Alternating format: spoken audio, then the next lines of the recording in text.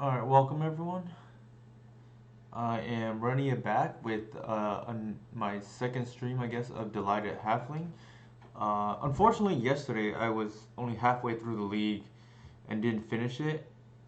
For those who are curious, the matchups were Painter, uh, Doomsday with the Shelldock Isle plan, and what was I gonna say? Doomsday with the Shelldock Isle plan and Black White like uh, death and taxes, but with the Sam package. Same list as the previous stream. I tried a third Gris. I think it's like reasonable if your meta game is very fair. I just think I wanted the extra slots for combos, so I went back down to two. So the main deck is the same as what I played. I want to say, wow, 3 nights ago on Sunday night when we 5-0'd with the halfling stream. The difference is I think I wanted another graveyard hate piece in the sideboard, so I swapped out a Veil of Summer for the Fair Macabre. I would bring in Fairy against Grixis Delver as well for mapping purposes, so it's like decent there. Everything else it has felt like pretty good. I just wanted a little bit more extra protection, I guess. Graveyard decks, I guess. I off stream I played not this league, but the previous league before that. I had lost to Oops All Spells, and granted I was kind of on autopilot. I also lost to Reanimator, in which I probably should have won one of those games.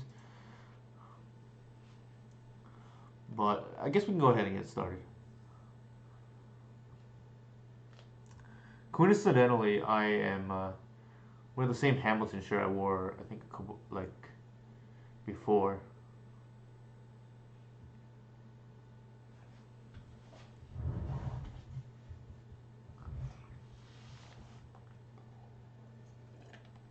So the plan tonight is uh, while baby is asleep, knock on wood. I guess I gotta check the monitors, make sure he stays asleep. But yeah, the plan is hopefully we can get in 7 matches. So finish the last two of this league, and then go through another one. Maybe that's ambitious, but we'll see.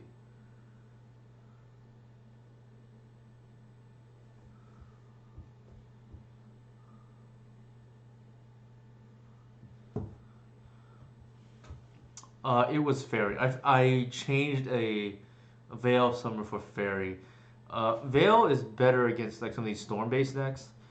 Fairy I think is better against graveyard. I think 1-1 split is like reasonable. Obviously you can like even have more than that. Show me. Why does it not cover the whole thing?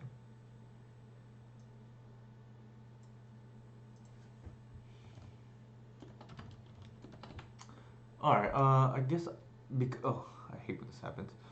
I will keep. So I think with the new install, like all my settings have been screwed up.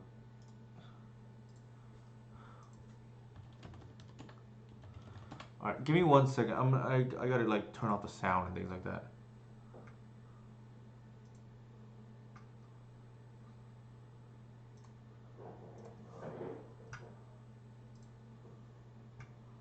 Uh, Looks like that went away. Okay, so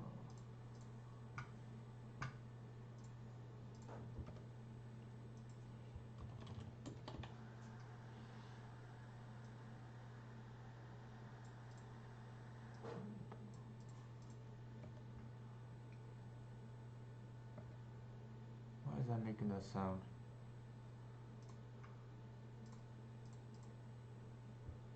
Oh, I know what it is. It's from the.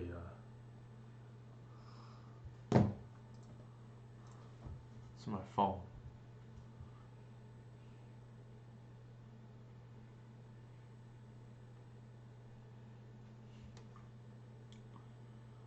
Opponent is 2-0.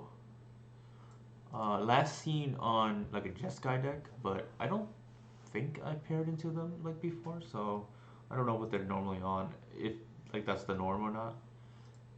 Okay, so the delighted halfling doing work there already, right? Like drawing out the force just in case we have, Gris or something along those lines in hand, like that becomes uncounterable. I do think initially halfling. I do think initially halfling is gonna cause misplays on the opposing side. Sure, it's kind of scary. Presumably, probably Cauldron complete, yeah. The logic for that is now, ever since we went a snuff out, it's like very dangerous for our opponent to go for GT. Granted, GT is like game winning if they have it, but definitely dangerous. A little bit of a sequencing mistake by me there. I don't think it's gonna matter, but um, the mistake was essentially leading with the halfling. It should be the other way around because if you get the second one days, you want the creature days and the green sun not to be days. For two reasons. One, you want the green sun shuffled back, and two, the halfling will pump your artisan, right? So, a little bit sloppy. Didn't hurt us, luckily, but it can. That it's weird. Cauldron is like not relevant until it is, right? Like you can take a few attacks and it doesn't do anything, but you're on a what 3 turn clock now? Ugh, a turn late.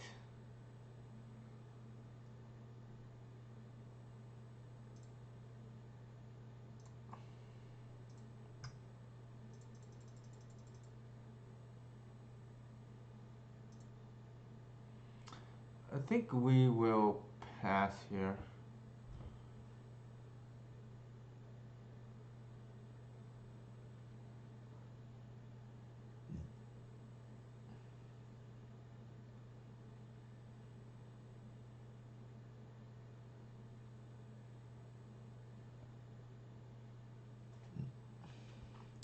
This is one of those matchups where I don't really want to see endurance. I think here we have to do it now.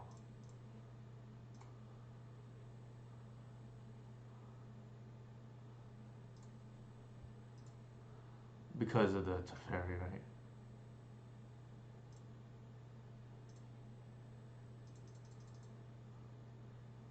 We probably, in case they have Murktide or something strange, then we just like do that.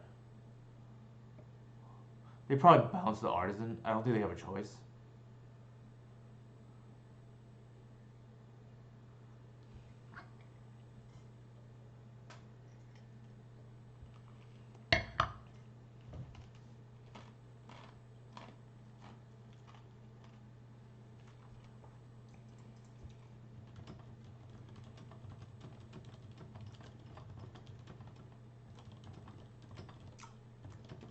So my opponent said they're a big fan. So I let them know, which is cool to hear, that I'm streaming the match and they can watch the replay after.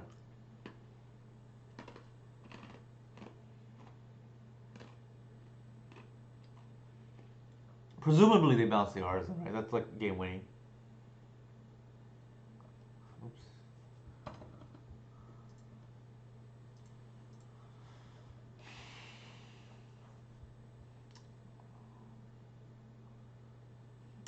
The scenario where I see them not bouncing the Artisan if they for some reason don't know about the line.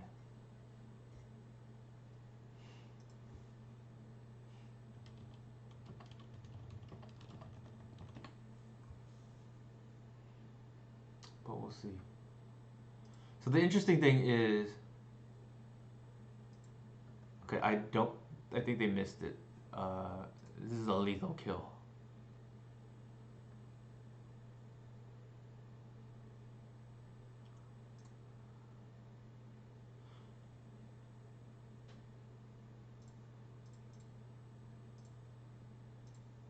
We don't want to do anything because um,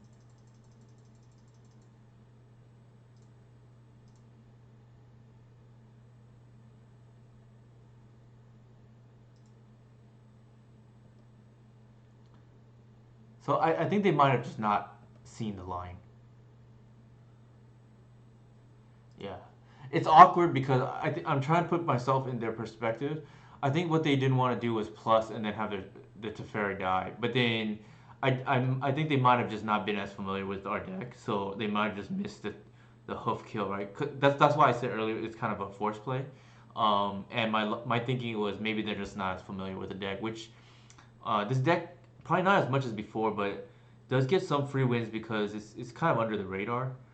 Um, I think Delighted Halfling, for those of you who are playing it this weekend, may get you some free wins because of like people don't know if they're supposed to force it or not, right? All right. I think Stoneblade, I said before, is like kind of an interesting matchup to board for because like you rely on your cards to line up with the right half of their deck, and a lot of times it may not. Um, I think I'm gonna try the snuff outs instead of the thought seizes only because I think the flash is kind of relevant.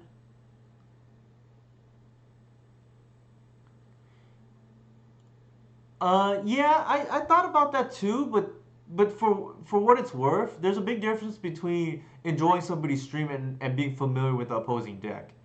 That is a Hamilton shirt, Chris. So I'm trying to like in their defense, right? Like there's a big difference between enjoying somebody's content and being intimately familiar with a deck. So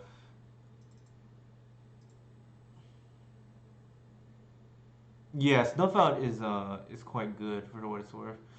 I'm trying to think how I want to board for this matchup. It's like not straightforward. I feel. Oh, nice. Yeah, I we watched it too here in LA, but a little bit different, obviously. Trying to think what's in what.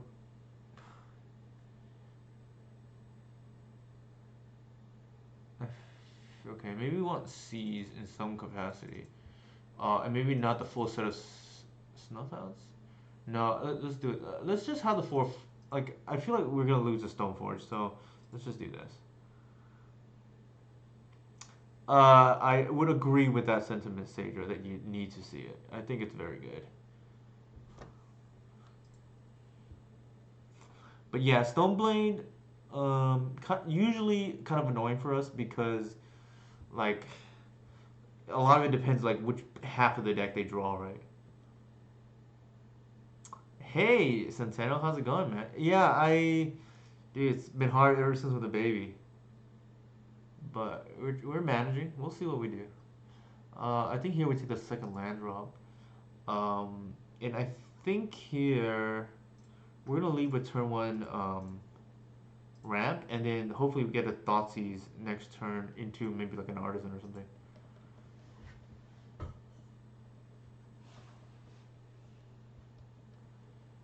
Yeah, yeah, yeah. I think you're a history teacher too, right, Chris? So that's like definitely up your alley. This is probably swords. Yeah.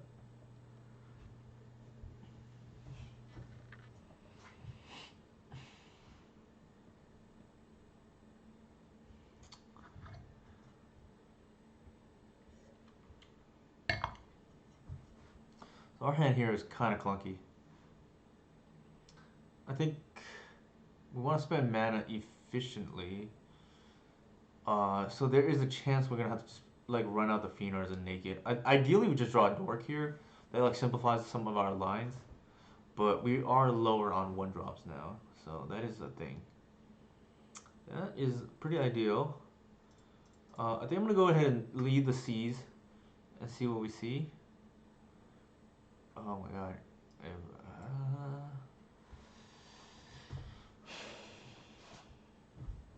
Fourth is kind of interesting there. They chose not to shuffle and draw a card. Like, do we care? Dress down is kind of annoying. They can fourth right now and then take the initiative. I think that's fine if they do that. I don't think I want them to time walk us with the Teferi. Like on an empty board. I'm gonna take the Teferi here. Thank you for the raid and thank you for the follow, Kramer 1001.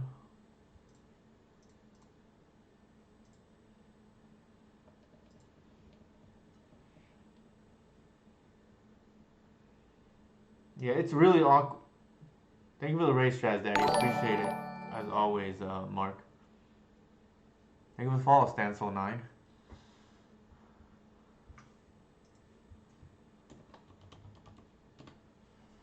Yeah, I didn't want them to bounce my uh, halfling is the reason. It's, it's like it would be kind of annoying. There is a non.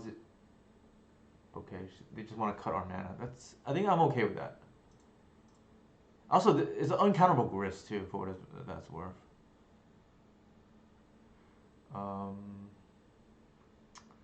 I think the line here is I want to hit land drops.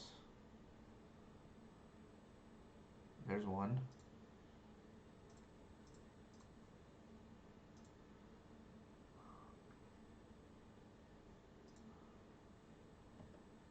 That was not a double raid, a single raid, Sidra.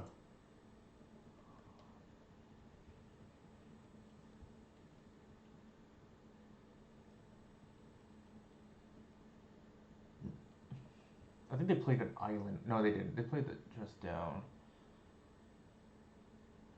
They did play an island earlier. I don't remember if I like X that out. Maybe I did. Maybe I didn't.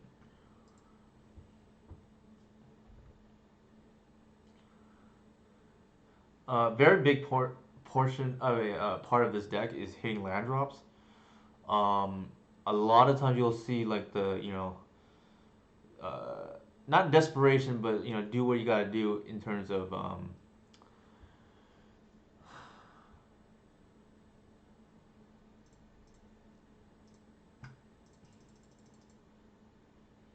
do what you gotta do in terms of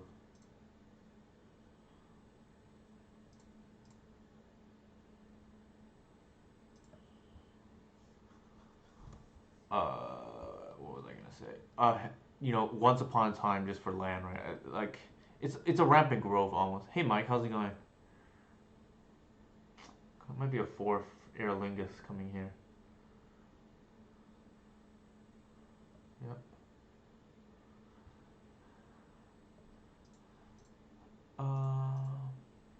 Let's see how they do it. They want to attack.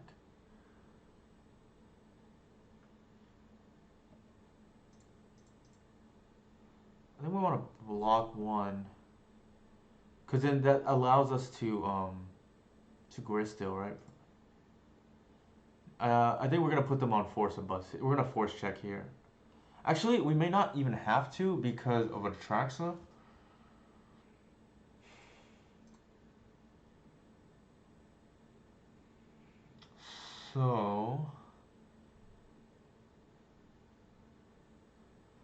So the problem is if I go Bowmasters, they force that, then we don't need yeah. So Bowmaster is a free roll here.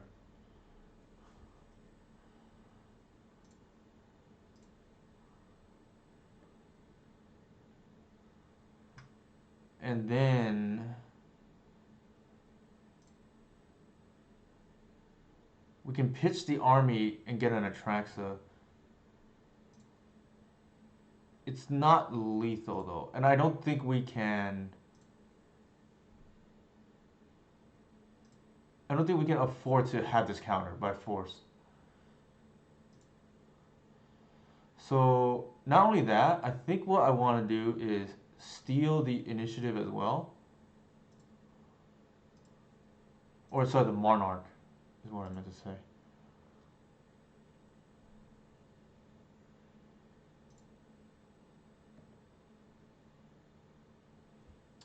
Snuff out, land, probably Reclaimer. Not a great Atraxa, but it's probably good enough.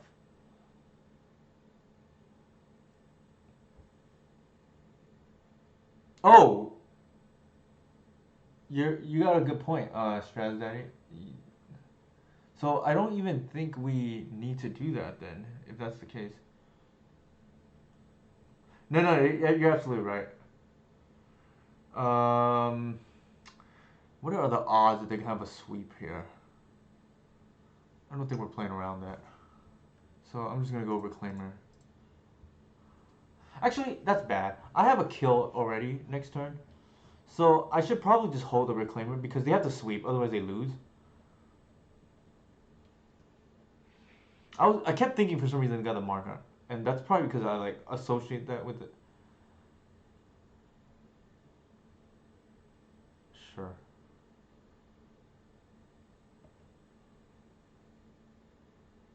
They didn't attack. Okay. We know that they don't have force because so it's and not only that, we have kill through force. So the big thing here is to actually I this oh, I should not have done that. I lost I did okay, I need to check for arbors in the future. The good thing is I don't think it matters. Um, we're gonna animate this.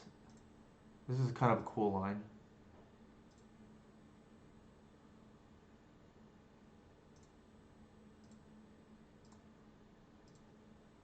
And then I'm gonna like sack it.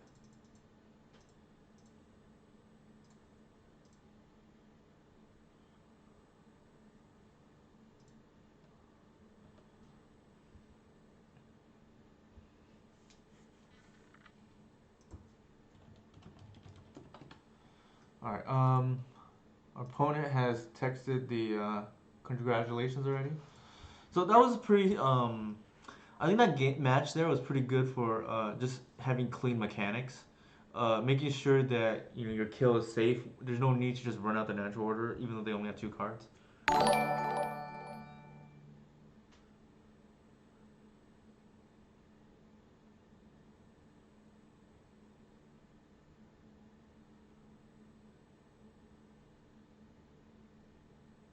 1 second. I need to confirm for fantasy football what time was our draft.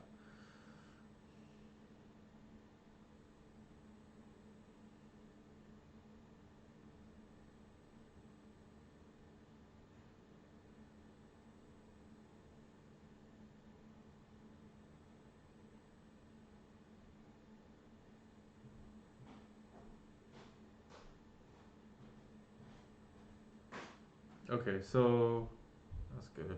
Give me 1 second. Sorry.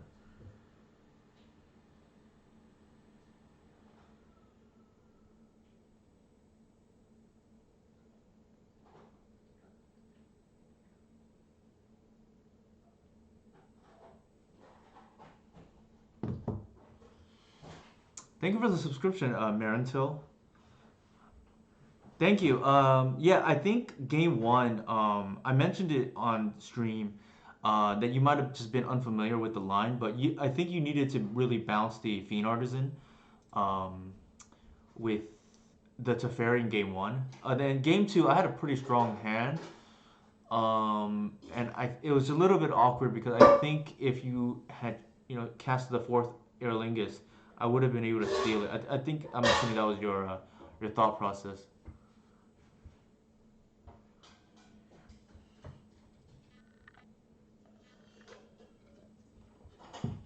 And of course, appreciate the Prime sub.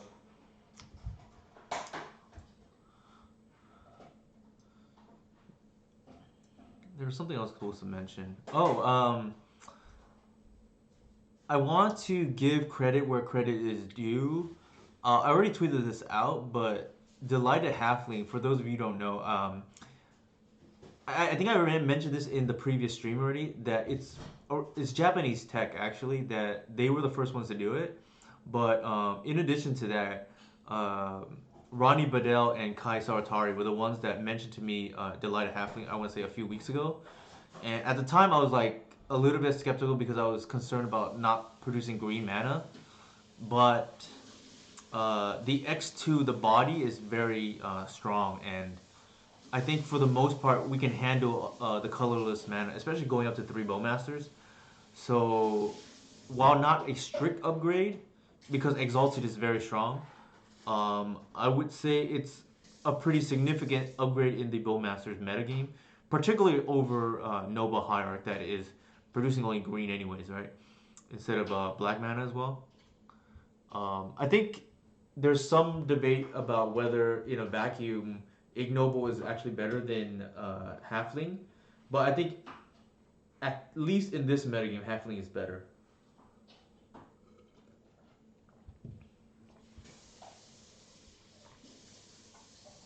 If if Bowmasters got banned, I don't think it will get banned, but just for the sake of answering your question, I still think Halfling is very good. Namely, it's quite good against Plague Engineer. It's quite good against Fury, for what it's worth, and anything red based damage.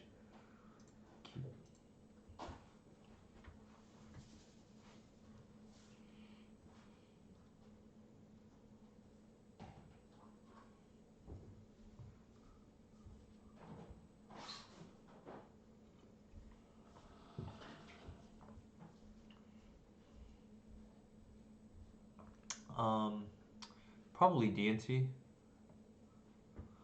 I could be wrong.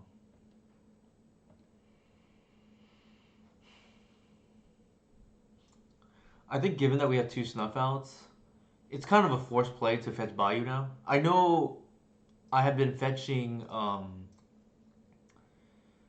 what's it called? I think we just take the ramp. I know we had been fetching basics more in the previous stream, but I think given two snuff outs here, it's kind of a forced play. I feel.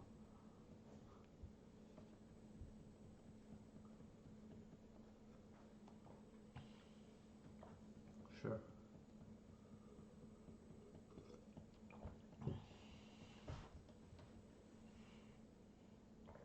They waste us. Could be problematic. But we still have two draw steps. Even they. Oh, they're not on DNT.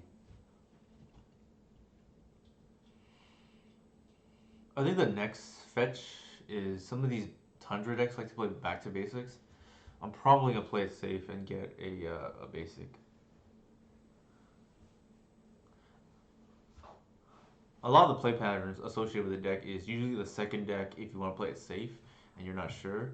You get the opposite of what you got the first time around.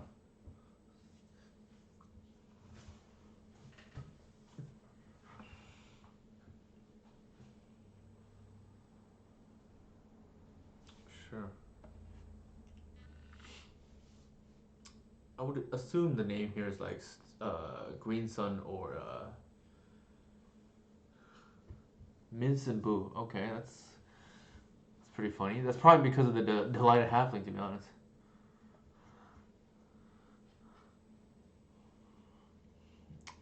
One thing is certain, you know that they are not sniping. Uh, let's do this first.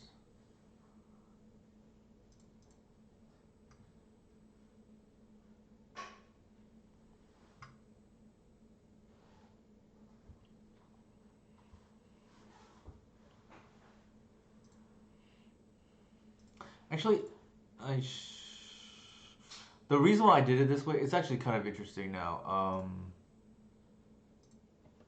This kind of changes the little bit of the play patterns where before you want to lead Green Sun over Dork for days reasons and Fiend Artisan. Not that it matters in this matchup, but I think now there's some reasoning to lead with the Halfling because they have to decide upfront whether they want to force that, right? Because of the implications of Gris later on.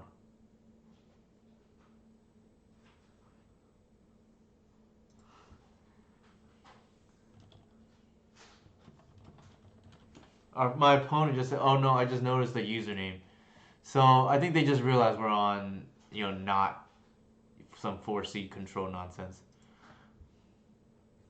Nice, Dustin. I'm happy to hear that. Yeah, Garak T, I think is just not just our deck, but just in general. I think it's just really well positioned.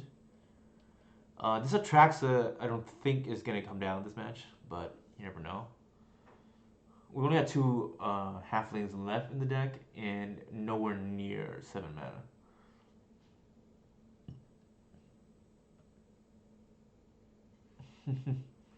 Land here is like decent, right? Hard cast the endurance.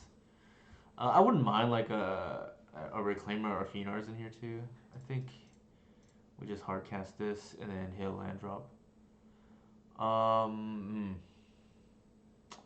the question here is like, do we want to bog our opponent or get another land? I don't think we want to fetch. I don't even think we have any arbors left, to be honest. Actually, we have one. I was gonna say, I don't think we want to fetch a thing, arbor too, because we can't cast the endurance, which we really want to get going.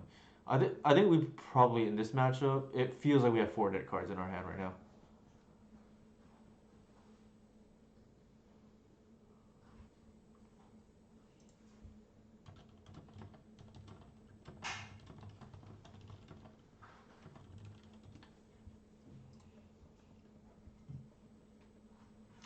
So my opponent casually jokes, meddling mages for smarter wizards than I.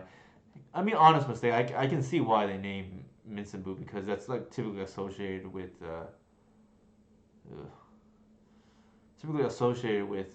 halfling decks.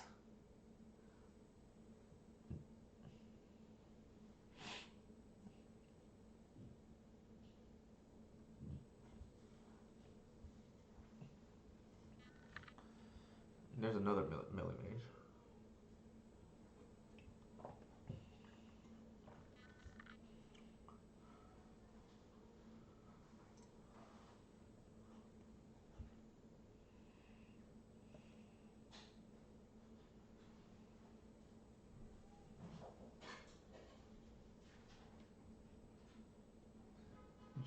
Pacifier.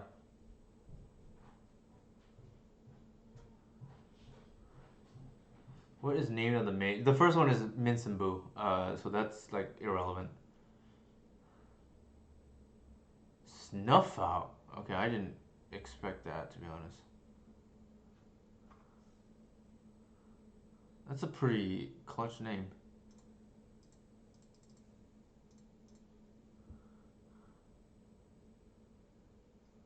I'm trying to think what the logic would be for them to name Snuff out here. Like, what would they have in their hand that they're trying to protect?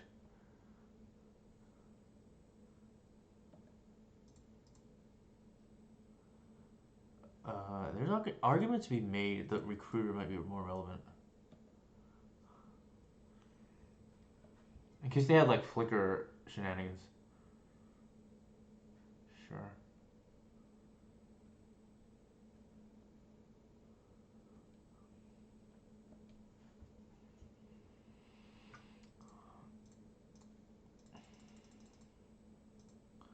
I think we just like stonewall the aggressor in here. I think that's fine. Our hand is like quite bad though.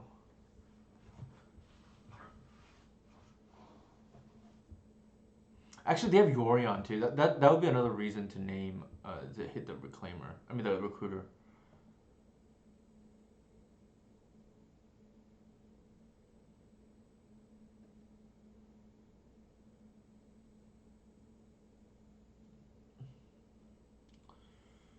Um, I'm trying to think. What do I want here? I can like Grist tick up, or it's not particularly good against this double meddling mage. They, I don't think blocking is like an option either.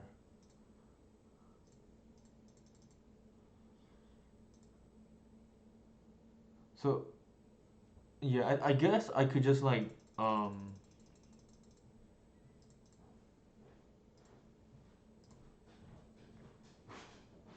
get Bowmasters here and then lock out their draws. Grist is not particularly great because they can start pressuring it. So yeah, I think I want to do that. I'm just gonna like start locking out their draws and then increasing my board that way.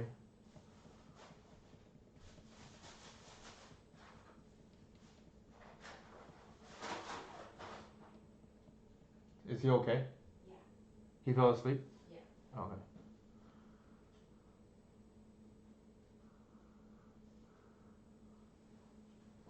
Yeah, exactly. Like I don't. It's like a little awkward. Oh, that's like kind of bad for us.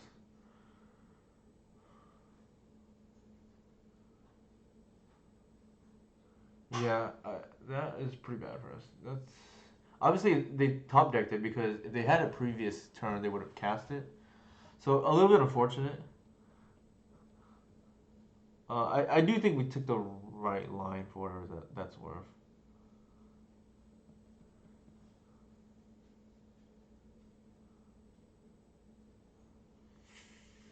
Hmm.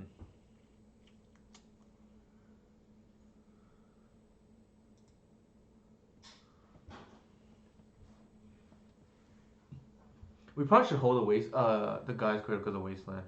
Like we're not doing anything anyways.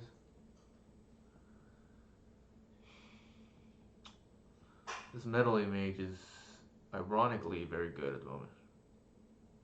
Yeah, but the problem is we only have two left in the deck. They've already hit two halflings.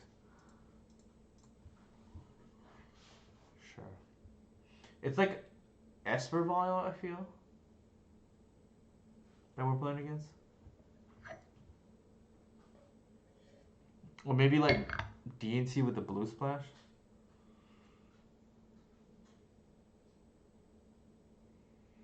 I don't think so, Dustin. They would have attacked with the recruiter otherwise.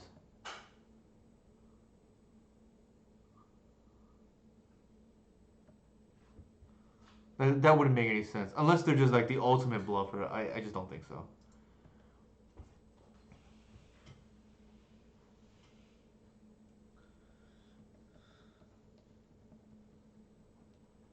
There's been more than one scenario where it does not appear like they are. I'll put it that way.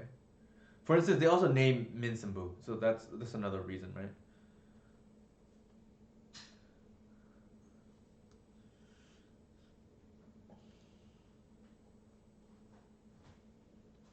This is like a very awkward hand for us.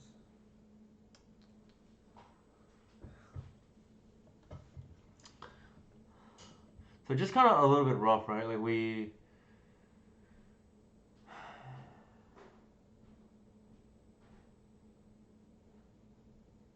took the line that was I think strongest, but then we got hit with the top deck removal, and the snuff out is like killing us right now. Name the mom's about to be online too, so it doesn't matter. I think we're probably at this rate probably losing this game. Um, we also drew, for what it's worth, kind of the wrong half of our deck against Stim. Like endurance is not. Uh, how did it die? I don't think endurance is like particularly good. We go to four.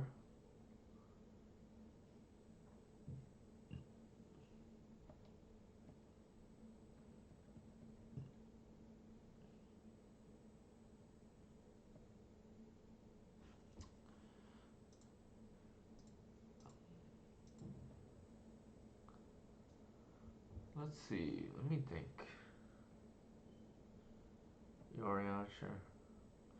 So presumably the Skyclave probably hits the Bowmasters now. I'd imagine. Well, maybe not even.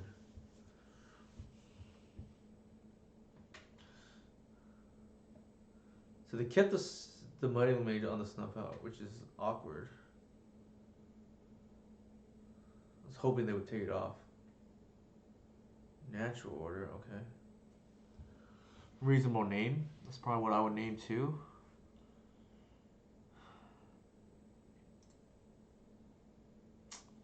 That mom there is a major problem.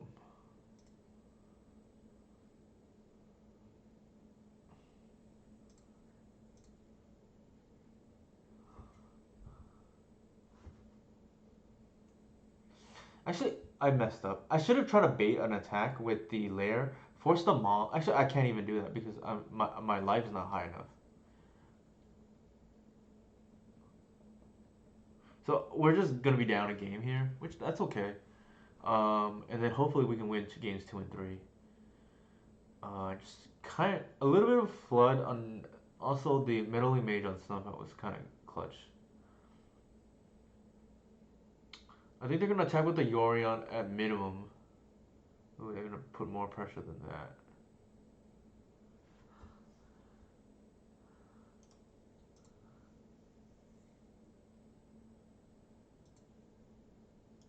Alright, we're dead.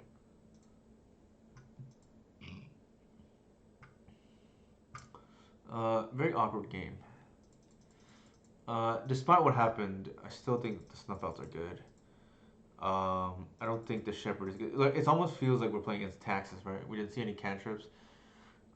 We saw blue, but it was for Meddling Mage. It's almost like they're playing on humans.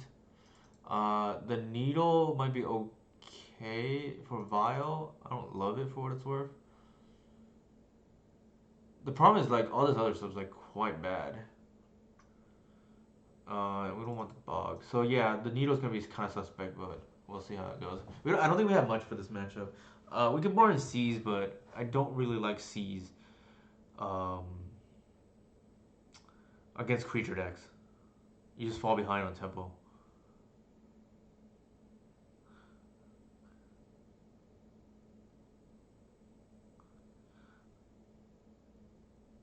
We could have got another FA, but then if they had removal, my logic was if they had removal, they would have already got killed the FA. And I do think that they top decked it, so it's like one of those things, right? Oof. This is like high risk, high reward play, right? Like if our opponent doesn't kill the halfling, then this hand is like very good. If opponent does kill the halfling, then it's like kind of suspect. Like turn two Gris on the play is like kind of insane.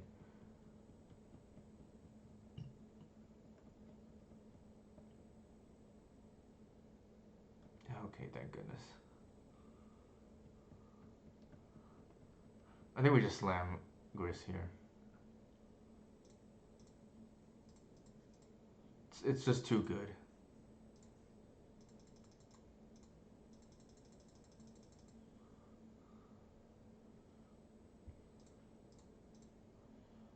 The second cradle here is like kind of awful. That's kind of funny.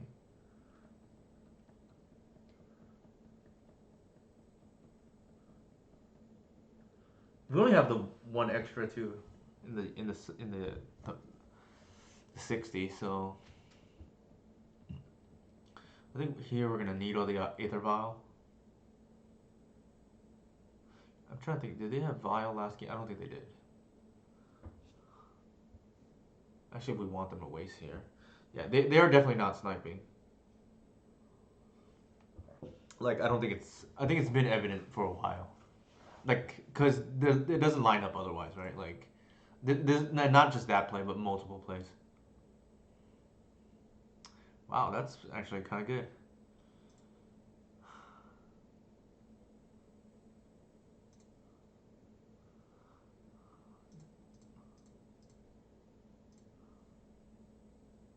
I'm not gonna expose. I think the Kratos to another wasteland.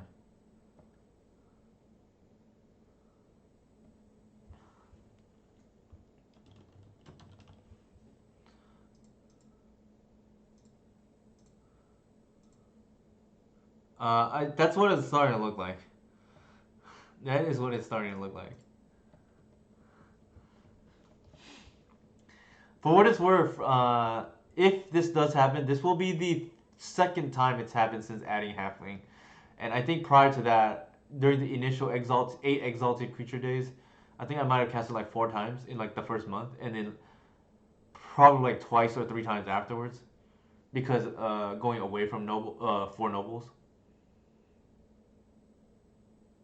So the line to whole cradle there is just like I don't want to lose the wasteland for no reason.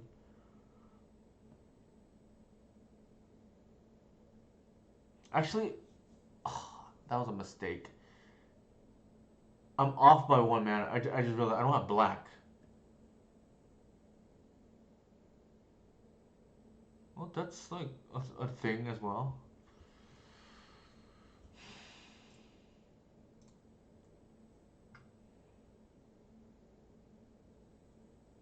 One, two, three. All right.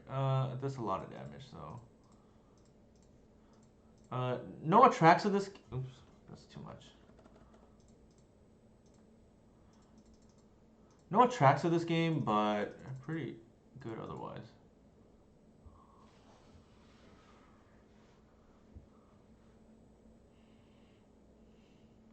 I like spaced out. I got the hard part and not the easy part, which is the second easiest part. I guess would be the black mana, right? Um, I don't love this matchup to be honest. We have a lot of like sketch cards against their list.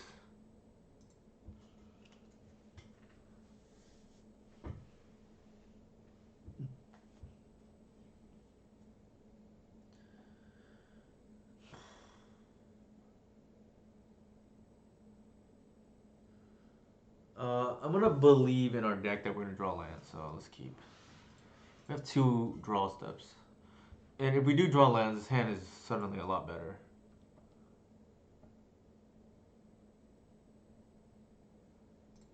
I'm gonna leave with halfling because I think we want that to be plowed.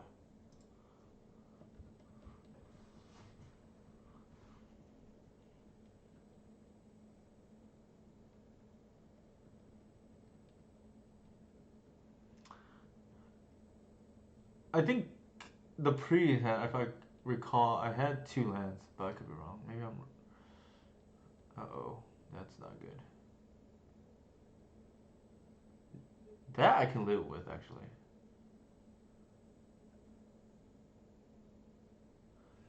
Okay, Saved by the Bell. Um, I feel like I'm gonna get punished if I don't snuff out right now. They're gonna have the Cauldron. Uh, right, like it must be in their hand naturally.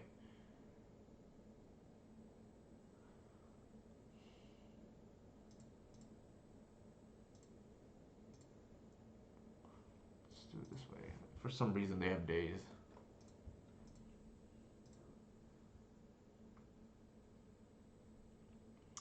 And I think here we're going to use the mana efficiently. As much as this hurts. Also, in the off chance, I want to say the Bowmasters too. Well, it was that or the Noble, right? Like, and if we draw a Cradle, it's suddenly more reasonable.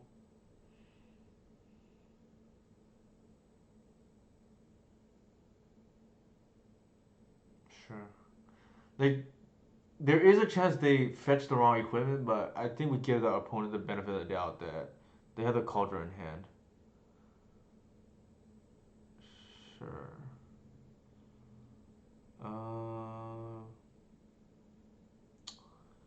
So this is the awkward part, right? Like I think we pass and use our. I keep wanting to pass, but then it might just plow our thing, and then it's like kind of problematic. Let's do it like this.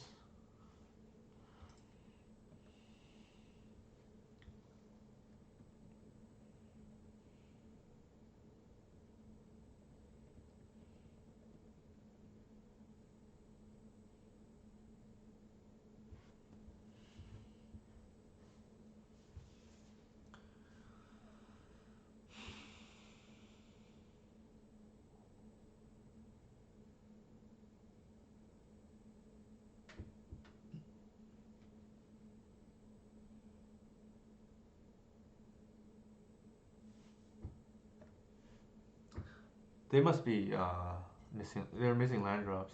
That's pretty bad for our opponent. And I don't think they had. Well, it's possible they still have Cauldron, but they must have just all mono 3 drops in hand.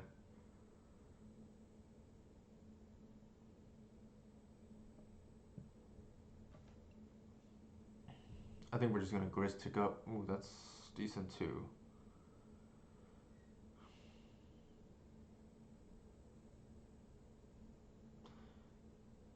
I think we want to get this for value. So we play it right now. We don't. Yeah, I think the line is just Grist tick up.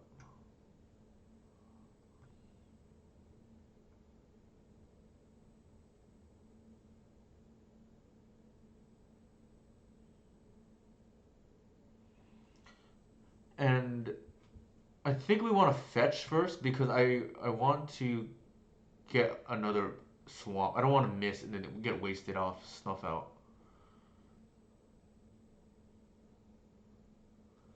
Okay.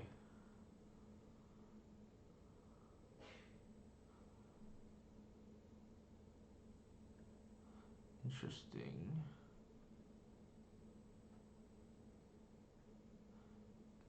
I don't think I necessarily agree with that line our opponent made. I think they should have done it earlier, probably on the Fiend Artisan, if anything. Actually, I just messed up what I was gonna say. I should have got the swamp here. Because I want to ramp. Hitting the oof here kind of hurts.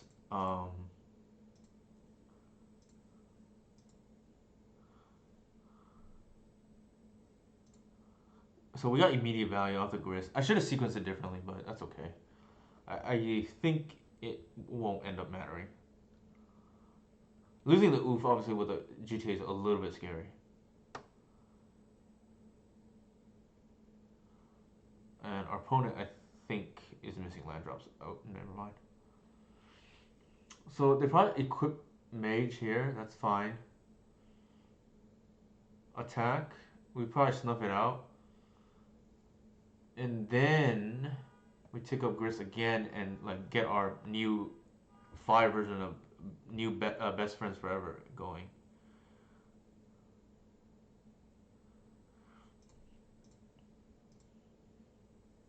This card is disgusting. It feels like cheating.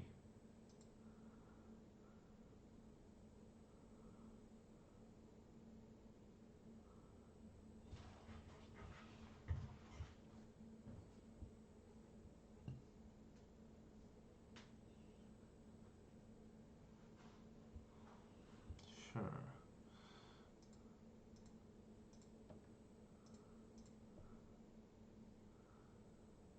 Ooh, that's pretty good. Tick up. Question here is what do I get now?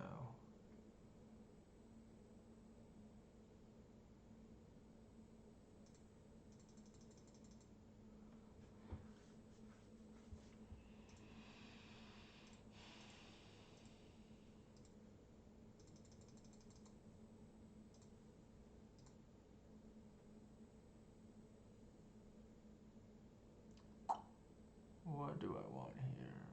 I think we want. Actually, they're gonna port us most likely. I don't mind getting a. Actually, I don't mind getting a Bowmasters on board just for like Cradle mana.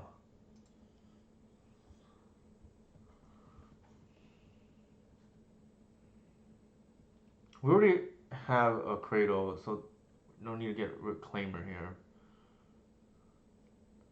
There's an argument to be made we're supposed to hold the Cradle, but never mind. So they tapped out as well. Let's see, 4, 5, 6, 7.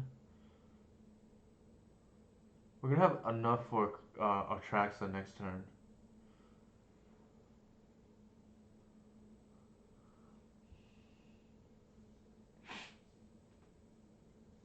Might be a Solitude here, I don't know. Skyclave, sure. So I'm gonna hit the. Ooh, I gotta be careful because I don't get extra trigger because of this token.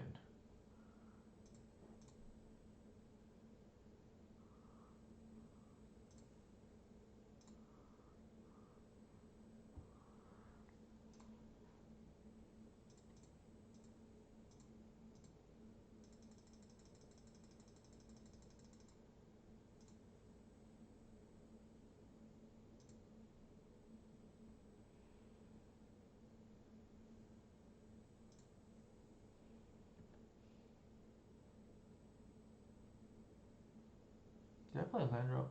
I did not. So Cradle, Natural Order, once, and Fiend, I think.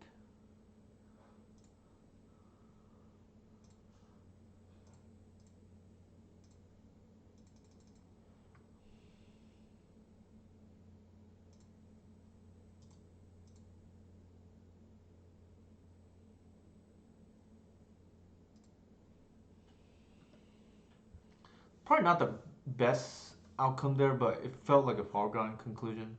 Like I'm sure I could have sequenced that a little bit better. All right, we got the 4-1. Granted, we start 2-1.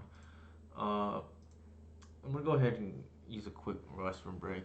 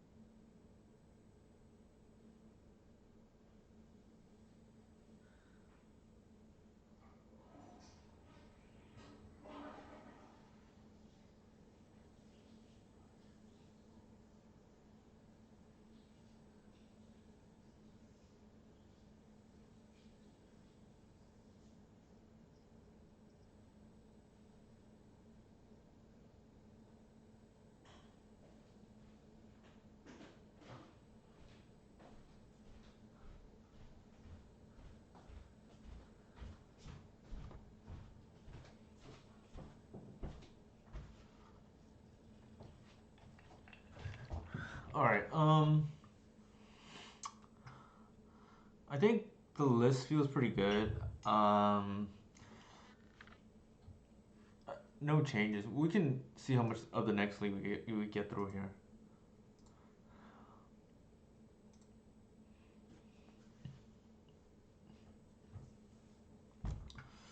Again, here are my socials. If you want to follow me on Twitter, if you want to check out my YouTube videos, they pretty much I just upload the export directly from Twitch. Um, Patreon, if you really want to learn the deck, I think is well worth. And even if you don't want to learn the deck, I have like metagame updates. So that alone, and that the sideboard map, I think is like well worth the $5. I know Tim Schultz has commented like that value alone is already worth the subscription. And he's a Lands player. He's played like Cradle on a few occasions. And I had him on stream like he like wrecked me with Lands. I think that's kind of a hard matchup for us. But he did say he enjoyed the content of just to keep the subscription even though he's a Lands player, right? Because the metagame update was worth it to him, and the sideboard mapping was worth it to him. Just like keeping the infrastructure, right? Like he can use that for his Lands matchups and other decks. I think this is fine. Yeah, I think so too. The Discord is if you join, all the channels are available. The only channel there's like multiple on the Discord that is not available to pay unless you're a patron. There's only the one, right? And that's like the internal. You get essentially daily updates from me on testing, but all the other stuff like I think you can join the Discord. Like it's a pretty good community, I think. This is not the best hand, I'll admit, but it's got lands and spells, so let's try it.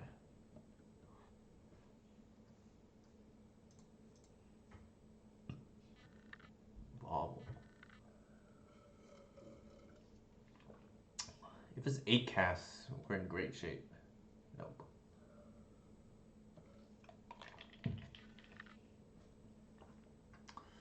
I think we're gonna slam Artisan here. Outside of something crazy, yeah.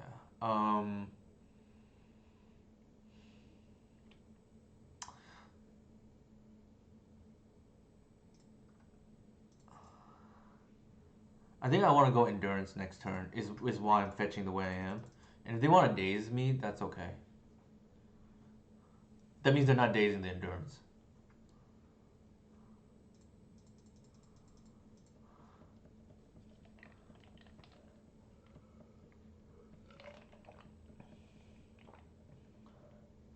I think an ideal turn for us here is they play Volcanic Pass, trying to bolt whatever we do.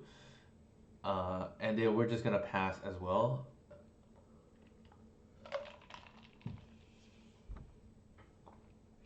So they have 4 cards in the yard now. I'm very tempted to main phase Endurance. What that does is it prevents our opponent from like brainstorming into a potential 4 for days, right? So here, I think we're just gonna like cast it on curve, right?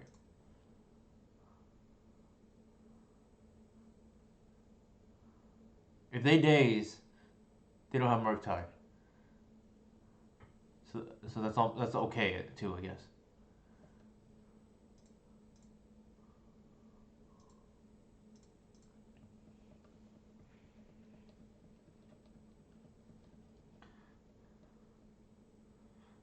The good thing also is Fenarzen is now out of bolt range.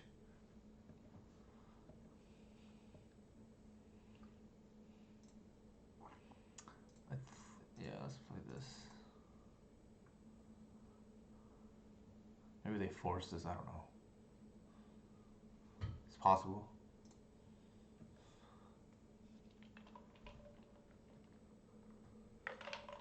This is kind of the turn I was talking about, where I wish they would have done it last turn, where they just represent bolt and they had nothing to bolt.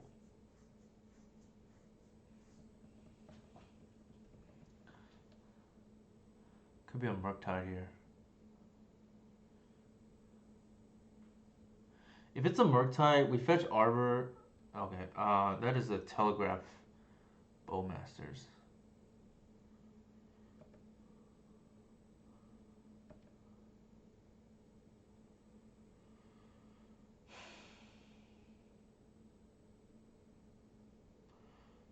So the thing is, if we play the Noble, they can force it or something, and then if they do, we can still yeah, I think this is free.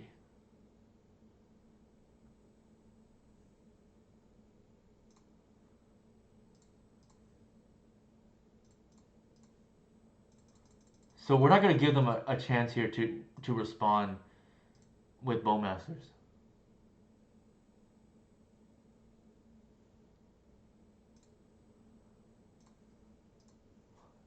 And we're gonna time walk our opponent. Right? Like we're not gonna give them any targets.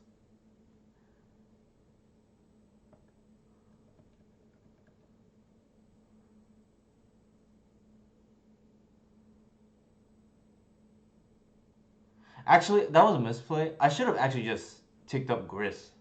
That would have been even better. But that's not a second a bad alternative. I don't know why I tunnel vision into the Endurance. I guess because I was thinking about Murktide, but if they Murktide us,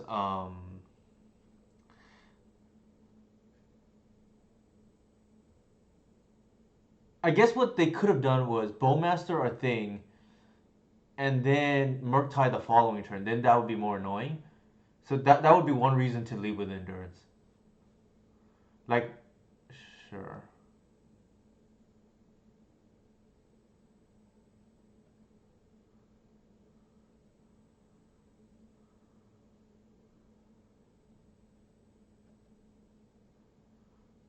If they tap out here, We will end step fetch Arbor, but I'm a little bit scared. They're representing Snuff out now, but I can't imagine they have more than one copy.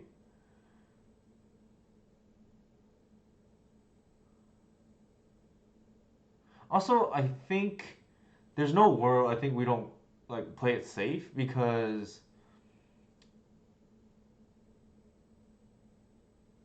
we'd have to draw another. Because otherwise we have to sacrifice the artisan if we want to get Atraxa.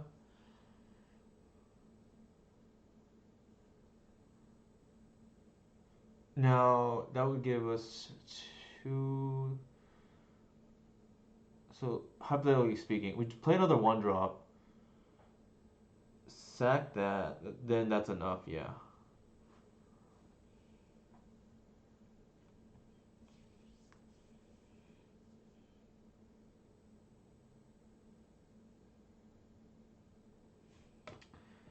Okay. We're not gonna fetch it with Volcanic Island up.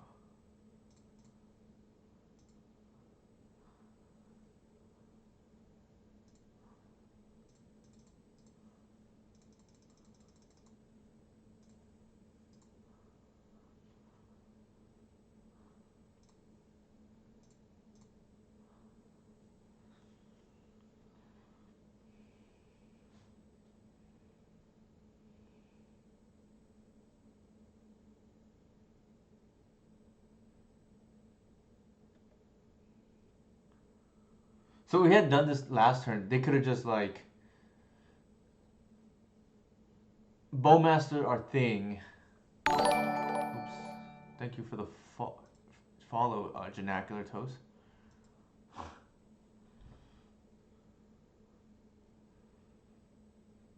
They could have, yeah, Bowmaster our thing, attack two, and then bolt down a Grizz. So I actually don't mind the endurance that happened last turn. Sure. So they did have the Bowmaster, just like apparent now, I guess. It's a 2-for-1 still for us.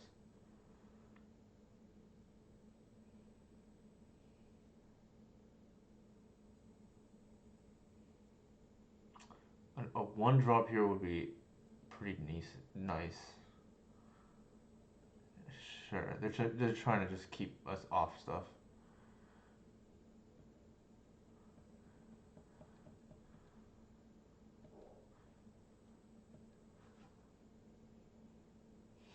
That is unfortunate. We just drew that. We're just gonna crash in then. They're gonna take 8. No.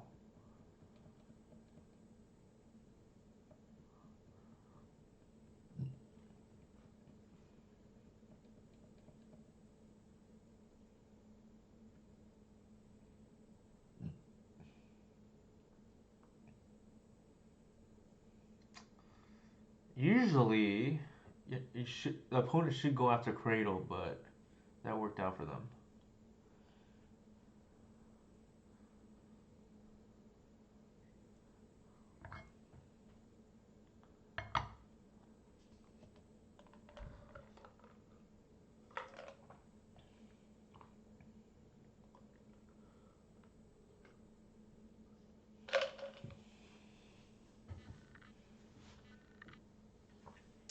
Jesus.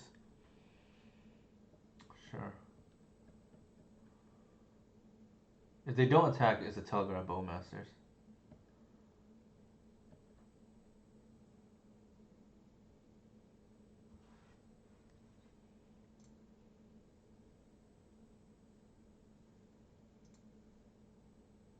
Maybe they waste here.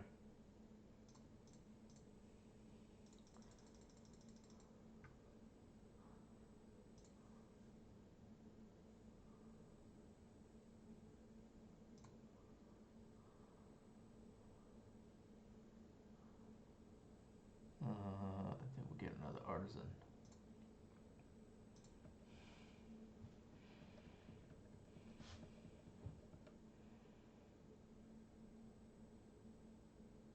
Yeah.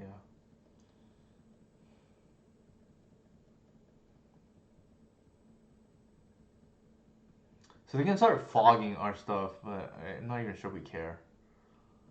Sure. They probably waste now. Oh, they don't even have Murktide. They're pretty far behind then, if that's the case. They probably want to waste our Cradle. Um, the Yeah, there's the waste. They can't attack. We're gonna bash for a ton here. Also, a Bowmass land off the top. It's pretty good.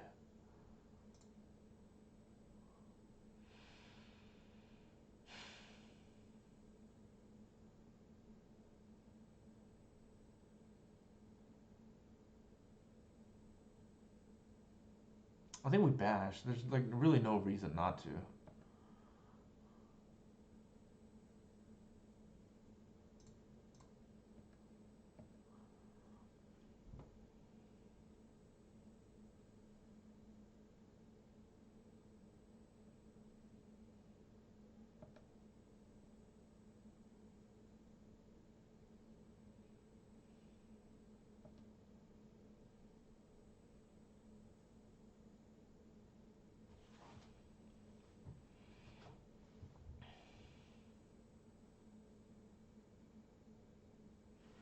Our opponent needs to step away for 45 seconds. This is the new Visionary, right? This is the Disruptive Visionary. That's off color.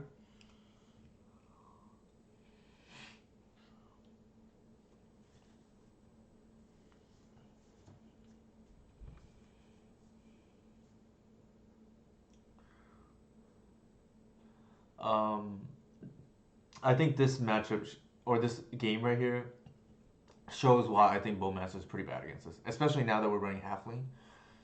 It it's easy to play around. I think you're talking about Dustin Duinen's Elite. I think you actually played that at Nightwear. I think a long time ago when you're in the LA area. I could be wrong. I think I remember you playing that, and I don't remember. I think I like either played Death and Taxes or something at that event. I think we both top 8 if I remember. You think you might have been on L's. I might have been on like DNT or something.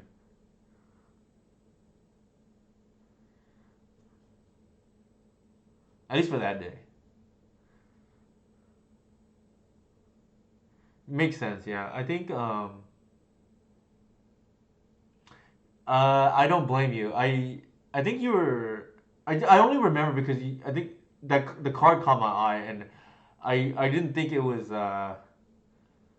It was interesting, nevertheless. The doing his elite. I just didn't think it was maybe the best option, but definitely caught my attention if nothing else. Um, Obviously back then too, like I wasn't a streamer or anything, so like I was just like anybody else. Still like anybody else to be honest. That's fair. I mean, a lot of times you just go by vibes too, right? Uh, oops.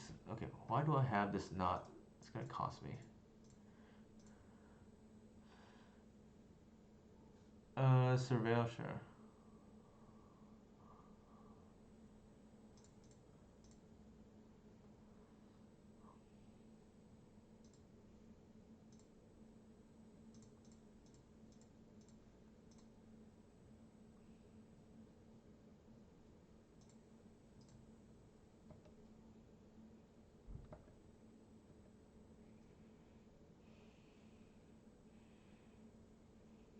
All right.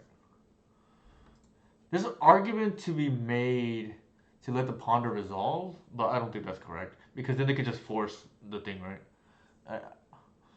All right. That felt pretty decent. If nothing else. We'll see how much of a liability Fairy is in this matchup. I don't love it. The previous when I played this delighted halfling list on Sunday, we were already more or less 74 out of the 70. The only difference is 2 veil instead of one split. I think not. I think it has potential. We have to obviously draw more creatures. That is one downside about. I know people play like infinite removal for Delver, but there is diminishing returns because you don't want like non-functional hands. Like I think a good legacy deck these days does both, right? You can play defense, offense, combo, like the whole gambit, so to speak. Probably threat here. No, no threat. Interesting.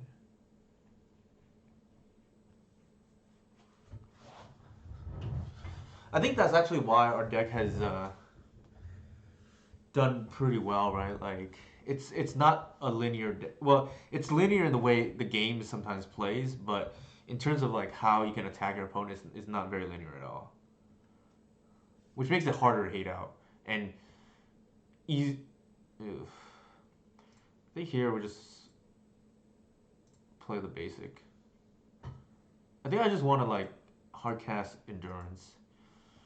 This is gonna be awkward because I think they could have Bowmasters on 2 and kill our Shepherd. In hindsight, that doesn't seem great for us. Maybe we're supposed to just hold the Shepherd and just like time walk our opponent, but it not doesn't necessarily do that anyways because they could just hold it for the next turn. At least they don't have it. I think our line here is at some point we want to just hardcast this endurance. Also, our hand dictates potentially fetching another basic here as a result. Maybe it's either a threat or that. Sure. I can see a scenario where I think they're just trying to cast Murktide. Given what I just went over, I think the line now is we want to make sure we're able to cast Endurance next turn. Ooh, that was kind of loud. Thank you for the follow. Galvanized Grove. Sure, that's fine. So there could be a Murktide coming. We do have a Snuff out. But it's gonna be rough if they go like Murktide into Force the Snuff. But like I said, I do think I want to be able to cast Endurance on 3. That's actually one of the main reasons why we're playing 2 basic fours instead of just 1. The other one is Blood Moon or Back to Basics, right? I just want to be able to operate if our opponent is trying to attack on that angle, so to speak.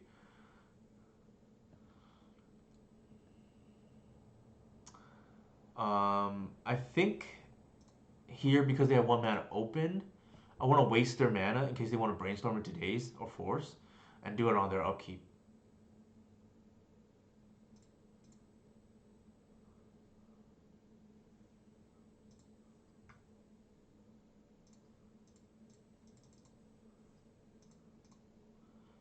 If they Daze us, that's okay.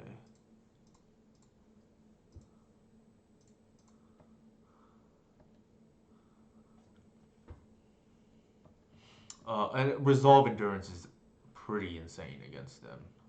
I feel pretty good about our chances of winning this game now, even though our hand was kind of meek. Alright, they're gonna waste the Bayou. Sure.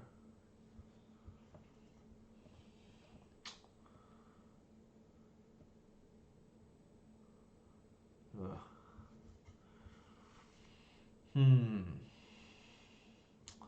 How aggressive do we want to be? I think we attack at least once and see what they do.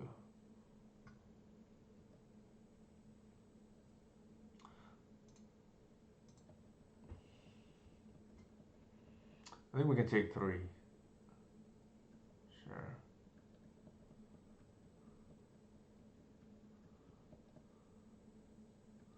Also, we get rewarded, they miss. Something I learned from, shout out to Matt Olave, he's, on the chat, is to be a more aggressive. I definitely play a little bit too defensive before in this matchup, and I think there's times where we're supposed to be a little more aggressive. Ugh, that's kind of annoying. They have Murktide too. Yeesh. So here, now we really want that um, fetch land, right? So we can turn on both Bowmasters and Snuff Out. That would be like an insane draw right now. Okay.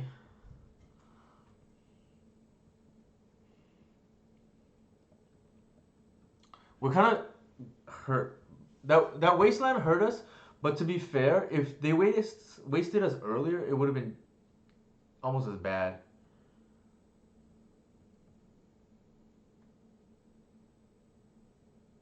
Because we really needed to stick that endurance.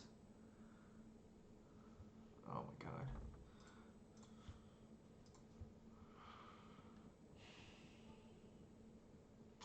A little bit awkward. We never got to cast the Snuff Out until after they wasted us. Usually this kind of game plays into our favor, but it's okay.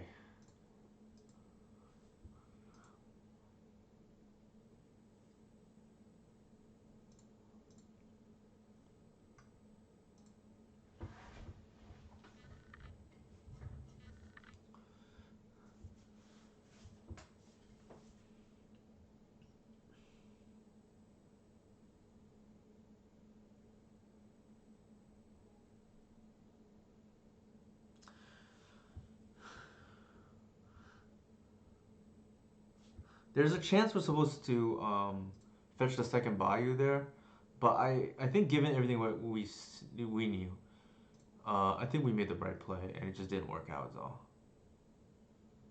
I think here we definitely lead with the lair into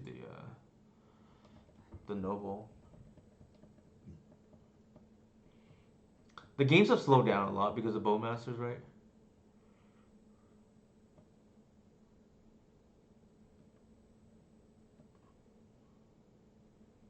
Hmm. Okay. I don't think we want to run anything into days here.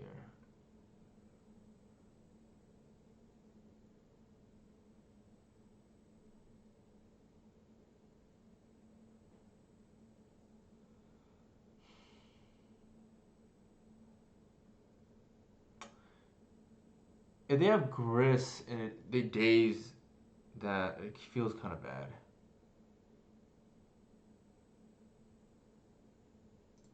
I'll just pass. I think I want to play Gris through days.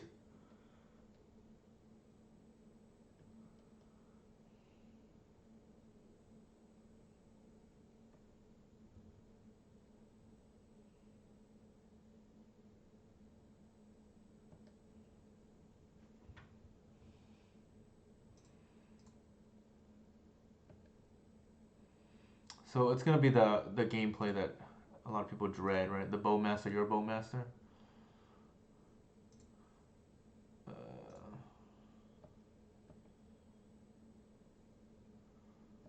we have a Gris that's now gonna walk into days, but there's nothing we can do about that. I think. If not now, then when, right?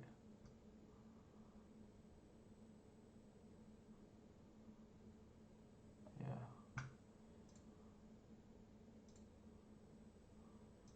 Actually, what am I doing? I could have just played the other Bowmasters, but then that would be mana inefficient.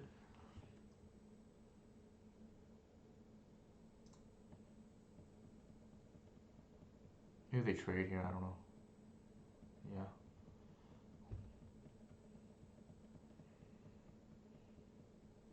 I could have started applying pressure. That might have been actually a bit better. And just start locking out their. Maybe start locking out their cantrips.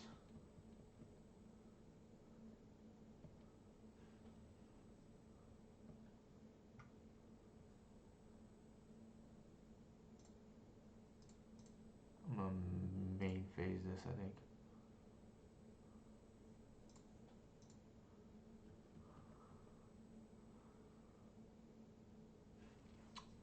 I also think I want to ramp now.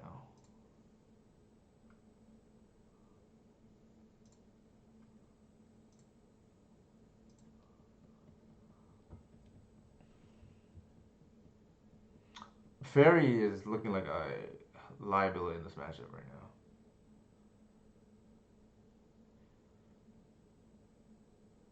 possible it should just be another Veil like we played last time. It doesn't look that great. The point of it in this matchup is to shrink DRC or jeez, I think they're gonna Murktide us again, and then we're gonna have no Bayou for the snuff out again.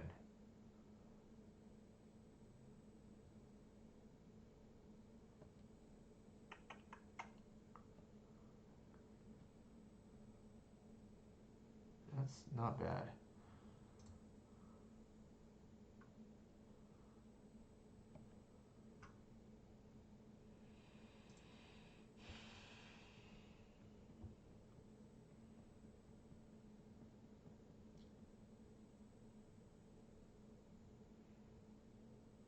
The way our opponent is playing is kind of actually good against us.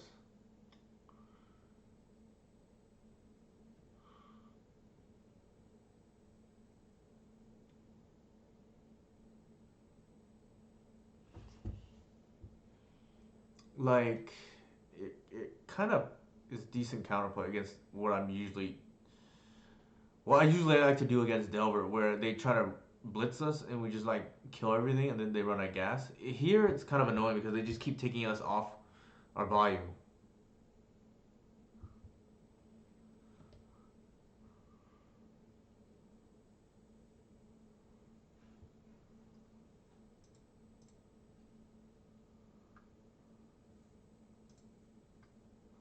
This looks awful right now.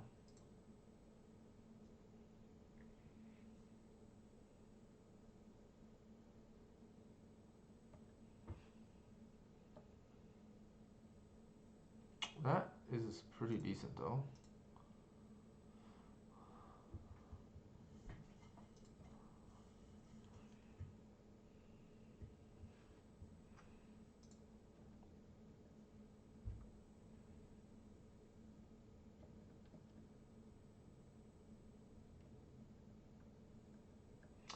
They might be trading because they don't want us to have Cradle mana.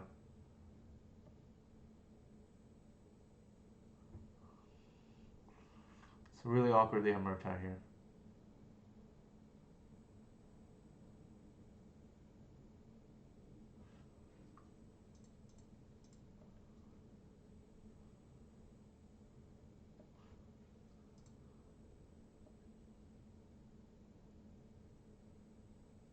That's not bad. I don't mind that actually.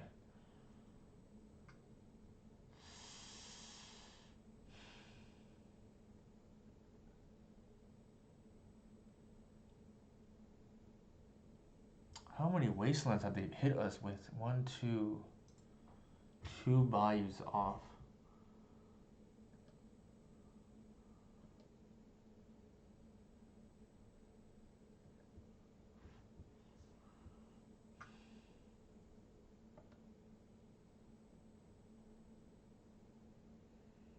I think this is a scenario where we bog.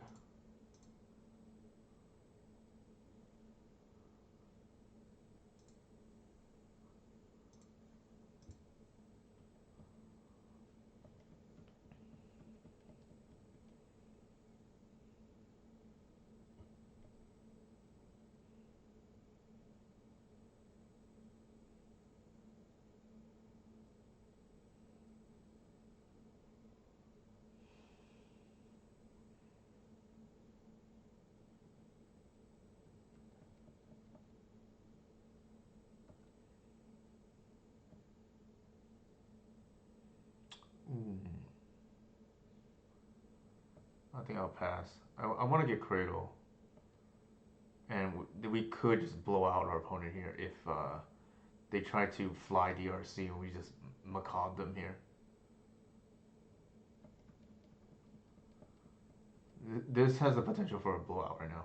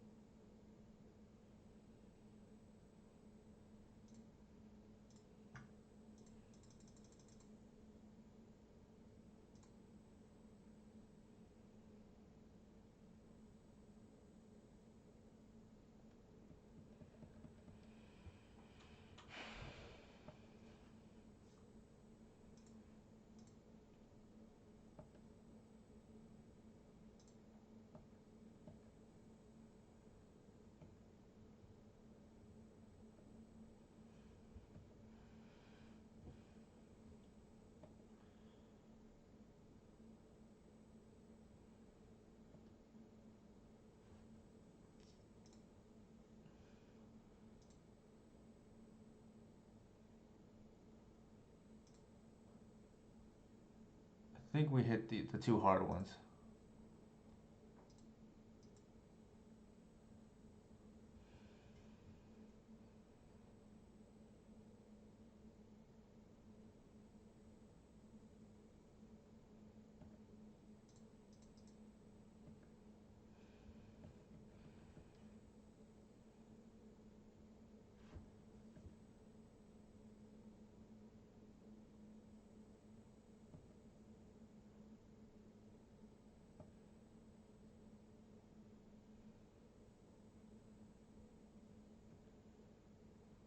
Snuff out is probably dead, but what can we do?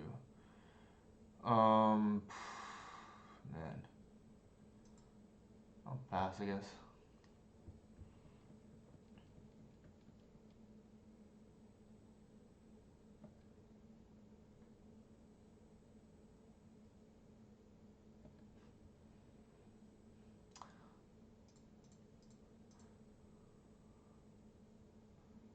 Theoretically, they could have a Bowmasters right now and just kill our Arbor. I don't think that we want to give them value, especially given that we're light on lands.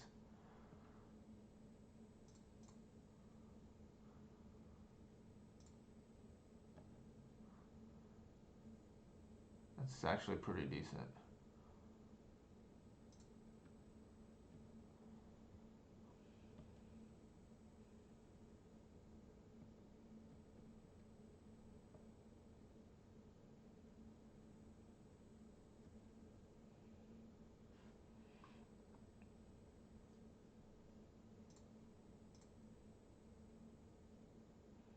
This stops the token.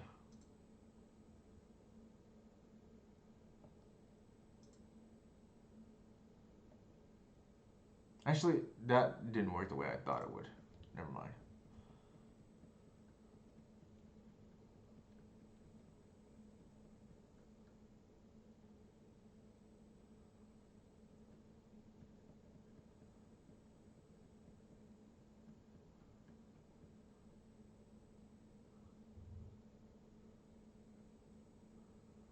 It's very awkward here not having the third body though.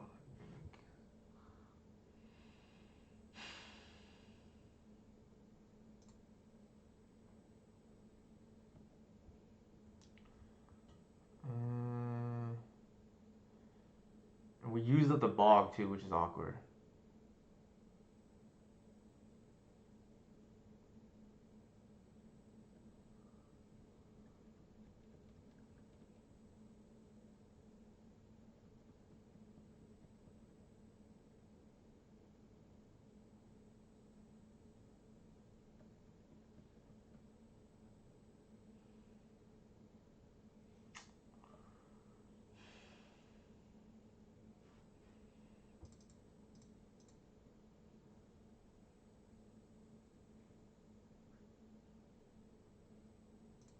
If they want to waste that, they can. I don't think I care.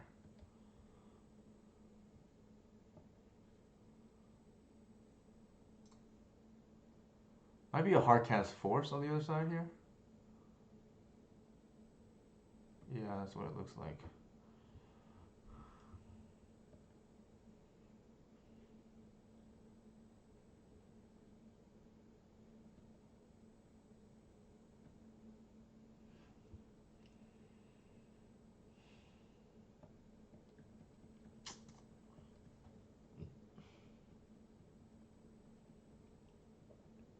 I think I may lose this game with two snuff outs in hand. That Delver didn't flip, so it's probably a creature.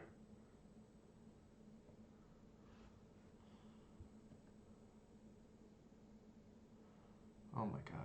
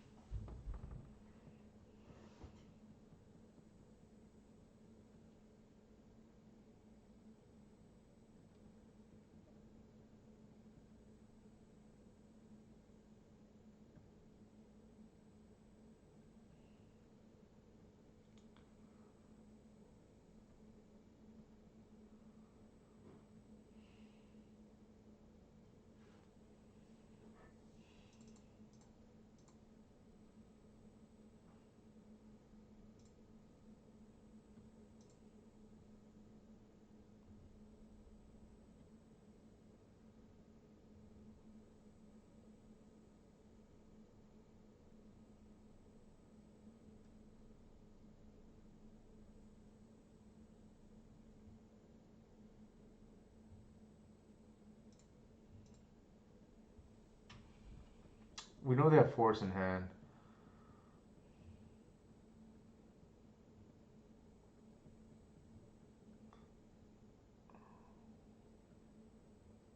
Going to 6.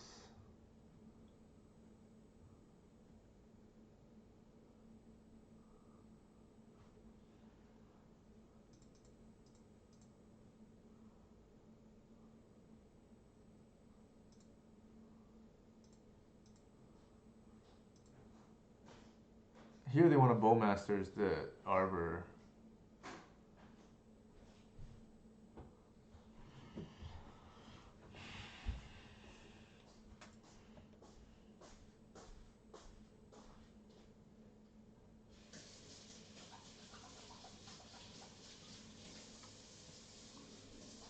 Sure. So our Fiend Artisan now is gonna untap. They should waste the Cradle.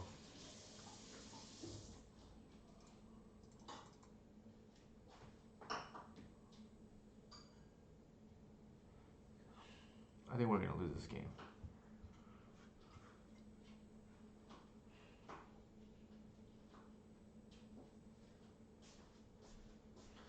I think I gotta review this game, like what happened. The way that they played is like actually kind of annoying for us. Like they just wait till they can waste off our black sources and then they play the threats after that. The counterplay, I guess, is we can just like jam things slower, but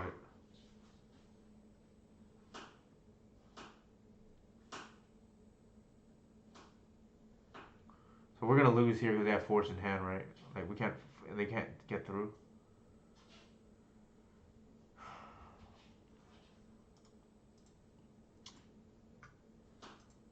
So let's take a look what happened.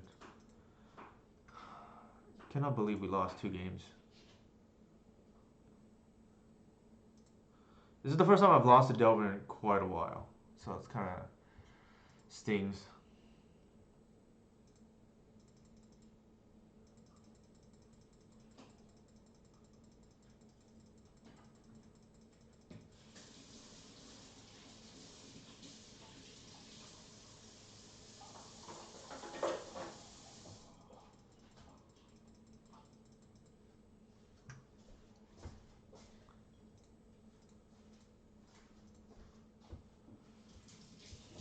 So I think that's fine. We definitely run the Artisan out.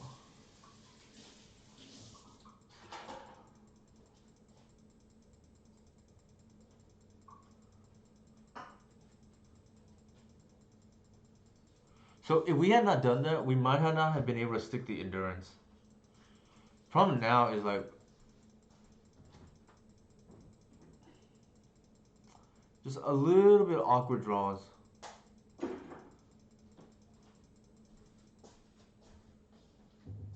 Like maybe what we're supposed to do is double fetch Bayou,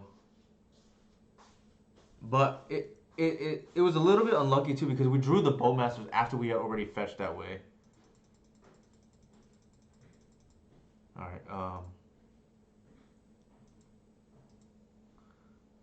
something to keep in mind, I guess. All right, let's see. There's that.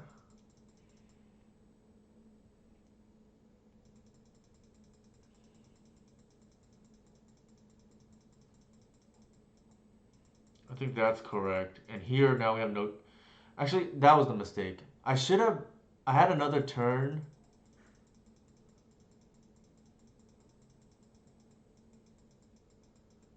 Before I needed to run the thing into Grist. I mean, into Daze.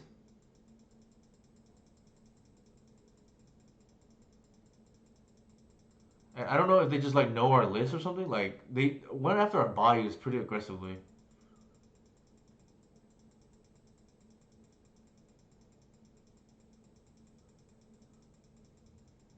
That was a mistake. I shouldn't have done that.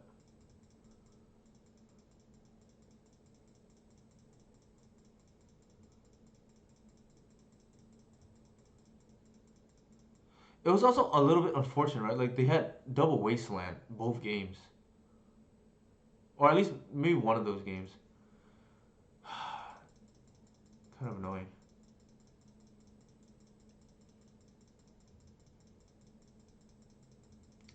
I think the game was really lost though when I was trading off my tokens because I actually needed that to represent Cradle mana.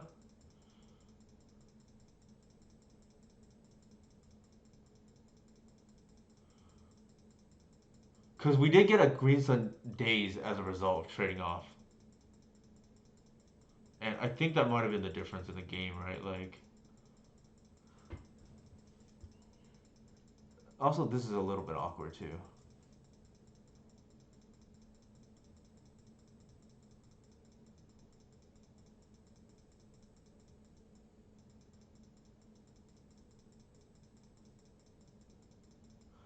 Alright, not sure if that was an anomaly or not, but something to take note.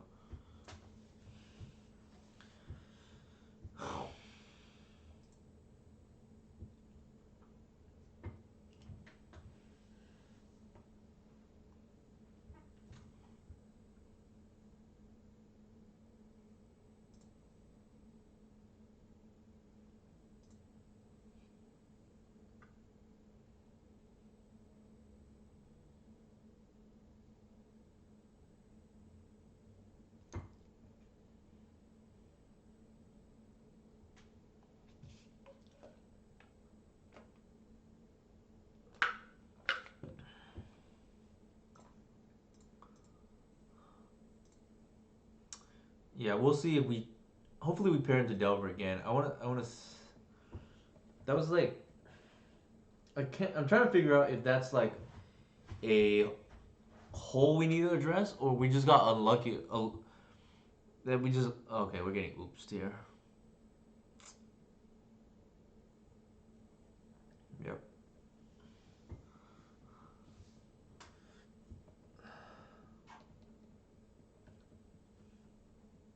There's the one danger of being in the 0-1 bracket.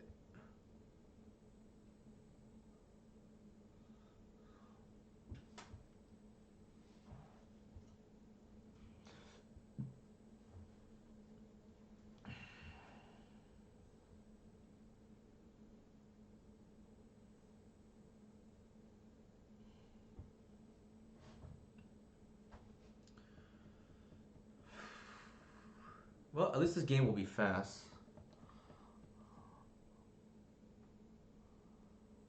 Uh,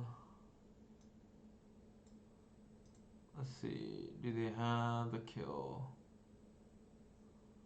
Memories Journey.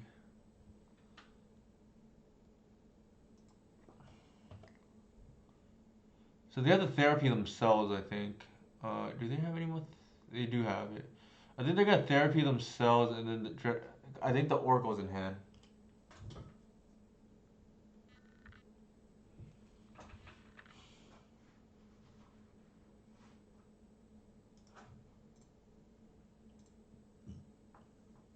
No, actually, never mind. The oracle's right there.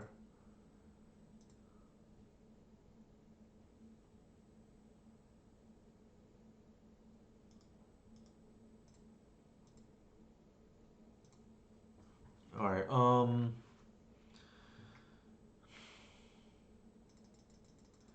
The good thing, I guess, is the Macabre is like very good in this matchup.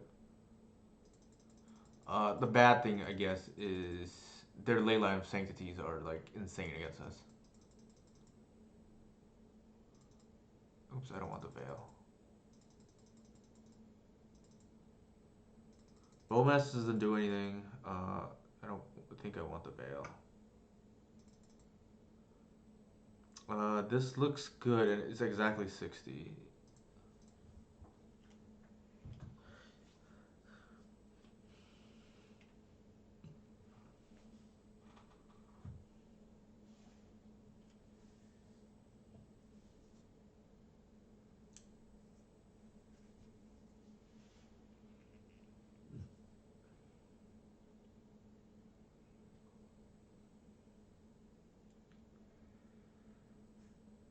I do want to talk about one card that I think it's probably gonna be insane for us in the future. I tweeted about it earlier today. I think this coming card from Eldraine, I guess no surprise because Eldraine's kind of insane, but where is it?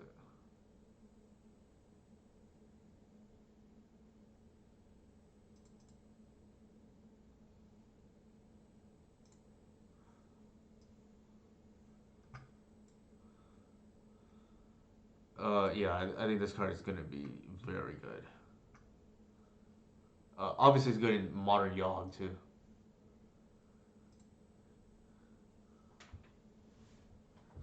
Uh, is it gonna like change our archetype? I don't think so, but I see one, maybe even two copies in the sideboard. Our opponent it might have used the restroom or something. I don't think it's supposed to be hard to oops sideboard, but like they because they all have 4x, right? Like should not be that hard.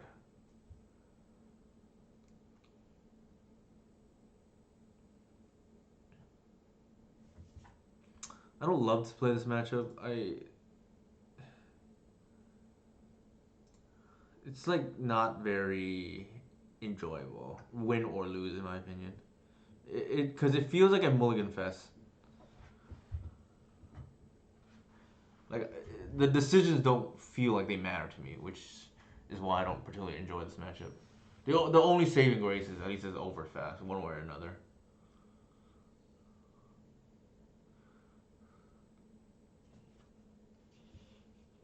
It's like whoever mulligans better. It's yeah okay. Um, I think.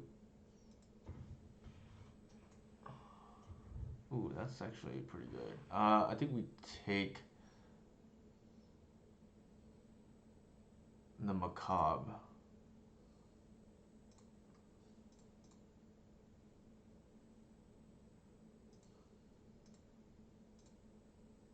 I don't think we want them to take the needle, so I'm just gonna name. What do they have?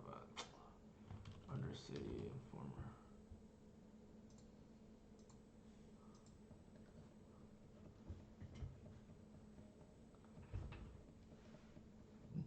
I don't know if they can beat Fairy, but I don't think they board in seas.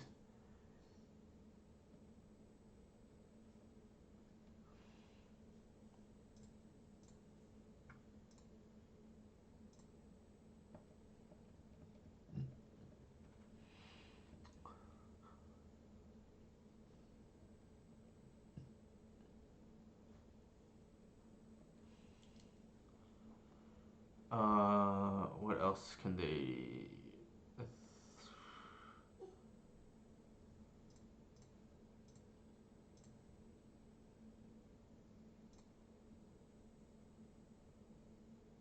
The Godok Teague looks pretty good here. I think we keep.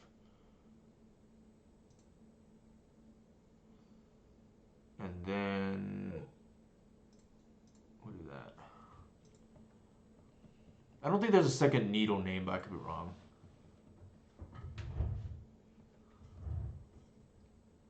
Not sure my dog needs help. I think he's okay.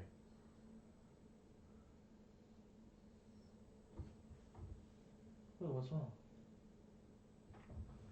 1 second.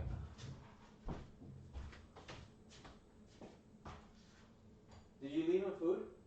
Okay.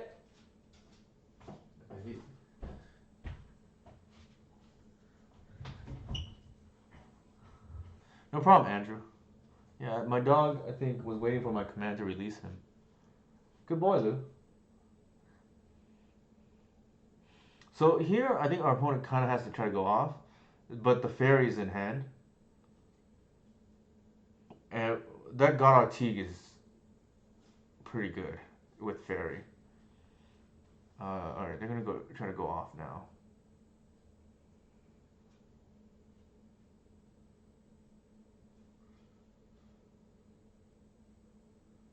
Never mind, they're gonna cast that. Interesting.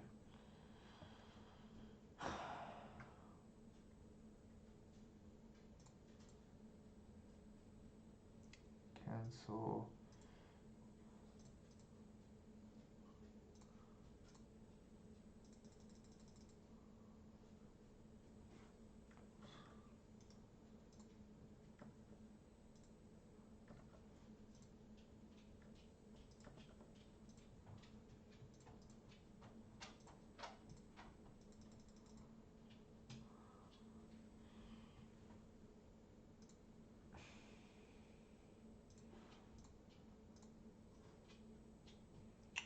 I think still named Undercity Informer. I don't think there's a second name, but I could be wrong.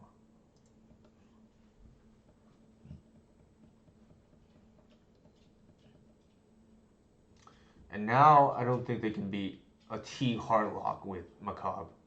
At least game two.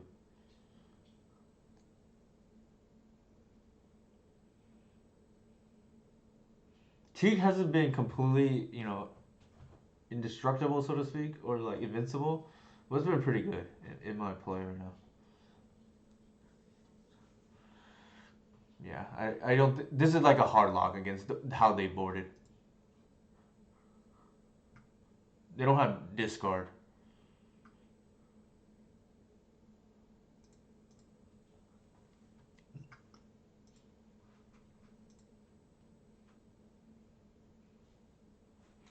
Fairy coming in pretty nice.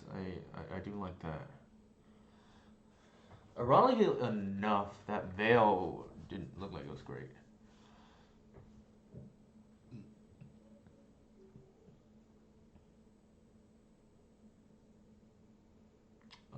Cannot keep that. Doesn't do anything. It's a turn two Teak, but we might just be dead, right? Like if they just go for the combo turn one. I feel like their hands, like sometimes it just plays itself, so to speak, right? Like you either have it or you don't, if that makes sense. All right, this is a lot better.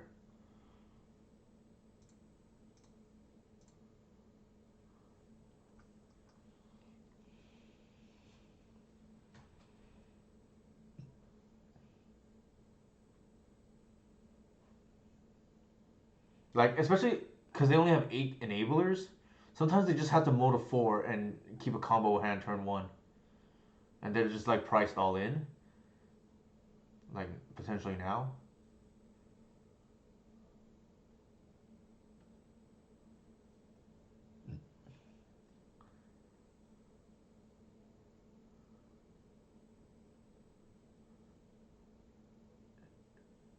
Sure, interesting. They probably take the endurance.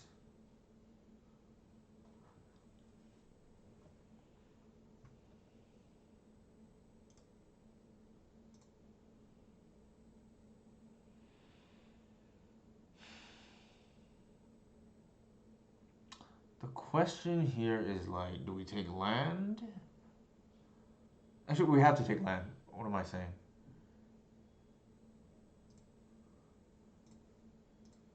And we just hope this locks out the game.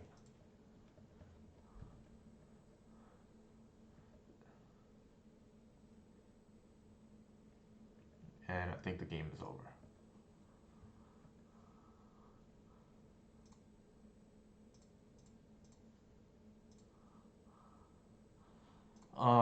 I think we're gonna win this, but again, it's not very enjoyable. It just feels like whoever mulligans better, right?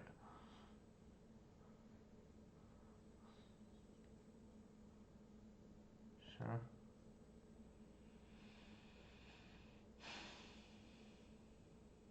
I think they have to go for it and just hope we drew the bog or something. Maybe that's the line.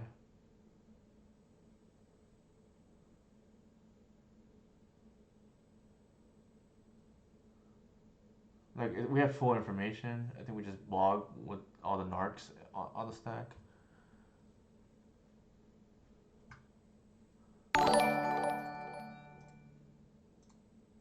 Thank you for the follow, faux pas.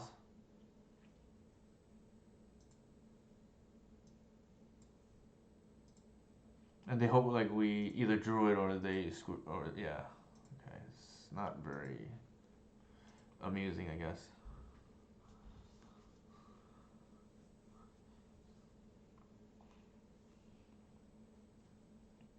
Essentially, the game is it's determined on mulligans.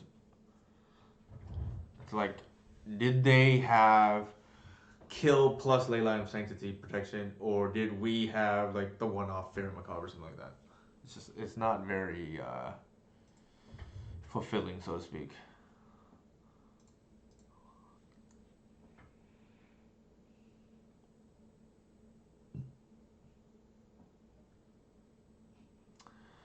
I think here we leave with a halfling.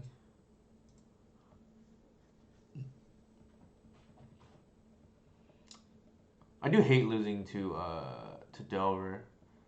We hadn't lost in a while, but I guess all streaks are meant to be broken. Um, ooh, we're seeing some Nambo happening right now.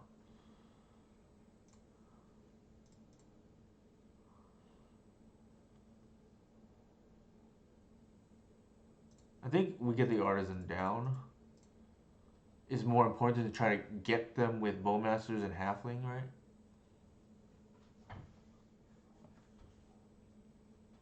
I can also see a scenario where like maybe a 3-3 split is like okay. There's been times where I want the exalted, like on like Galak Teague board, but we want anyways. But there's so also it like alleviates some of this awkwardness, but it's definitely worse than a bowmaster's world for what it's worth.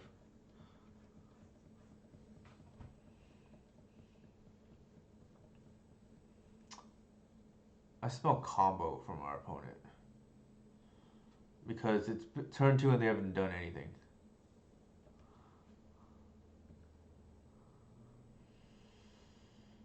Hmm. I smell combo from our opponent.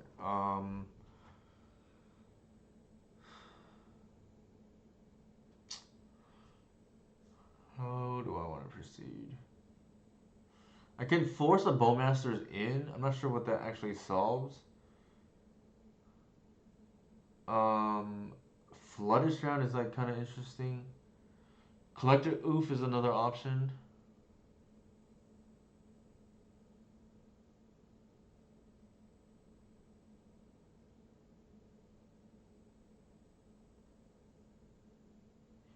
It feels like they're on show and tell, so I'm gonna get a Gris.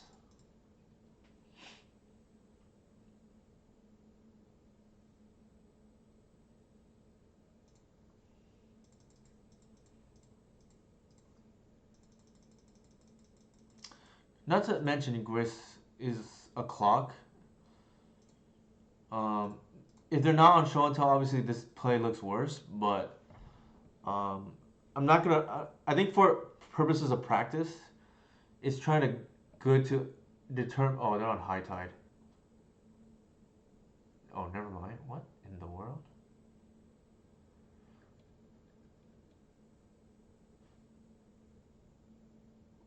Oh my god, what are we playing against?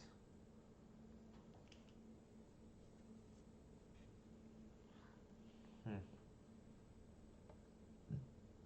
Some kind of weird cantrip deck.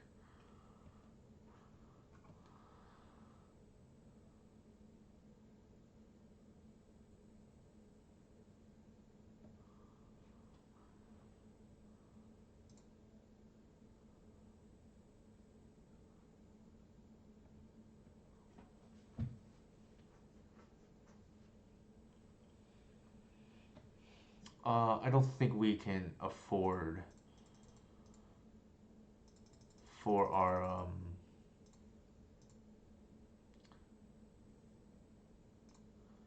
I don't think we can afford for our if you we're playing against some kind of weird combo deck. I think it's probably high tide, and I don't think we can afford it to not have that resolve.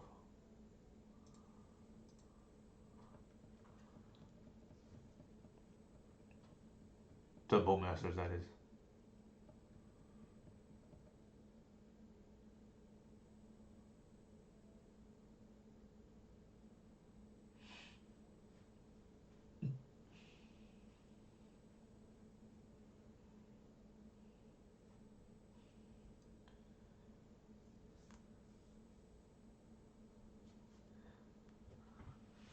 Our clock is really slow, but I'm not sure anything else could have really been done about this. We don't have Godok T main deck. Um,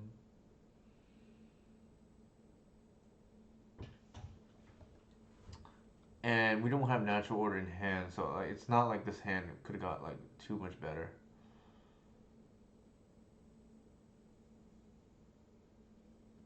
They're doing it on our draw step for some reason. Oh, it could be reset tide.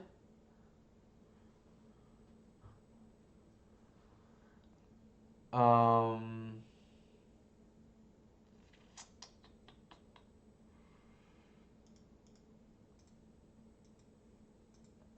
sure,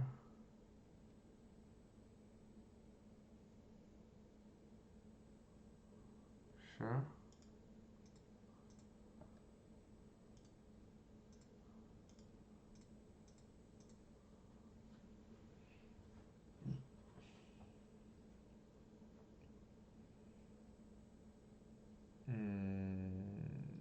Sure.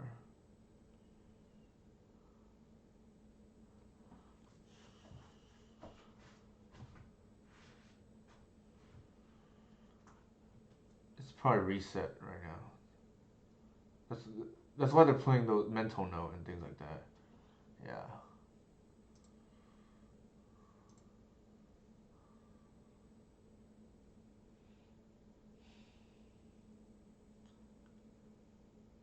I think given that their mana is like this,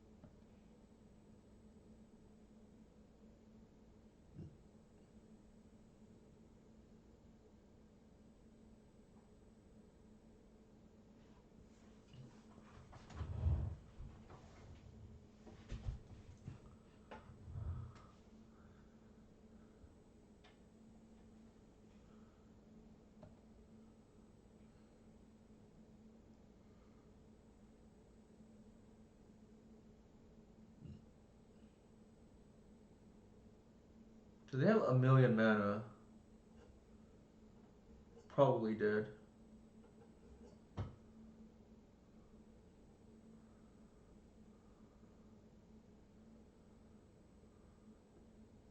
They choose reset again. Okay, they're gonna like brain freeze or something.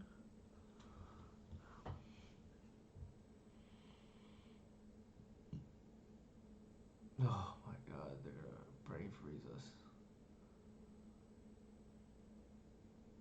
Or not.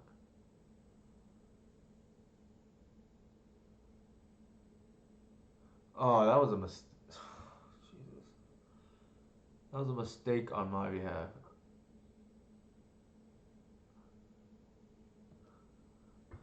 Okay, I didn't play around Echoing Truth. I should have waited for their draw step. Jesus.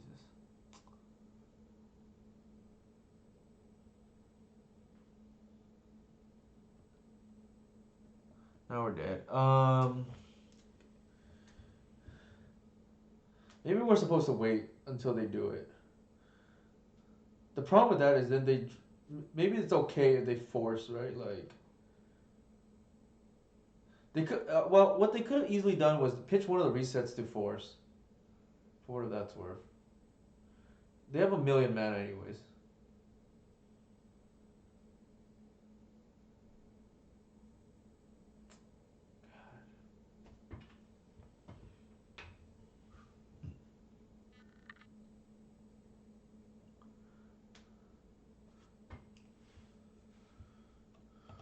Come on, F6.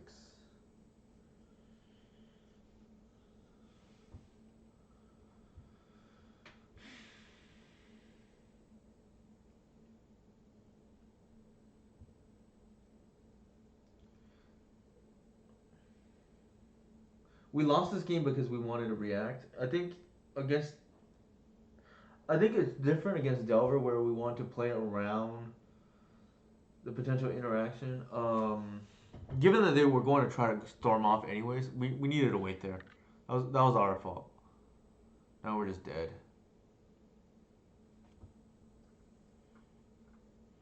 They did have to have it all for what it's worth. Like they drew into the Cunning Wish for Echoing Truth.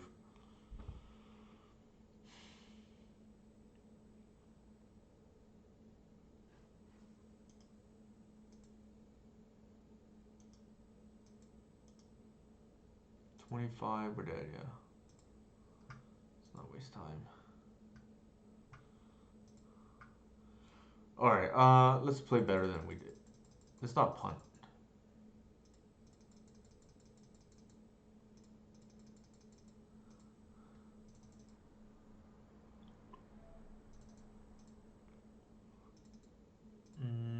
What is like needle? Probably not. They often have dress down for that's worth. Like I can see like one force over here. To like turn back Teague on if that makes sense. Because the thing is like none of the other stuff matters.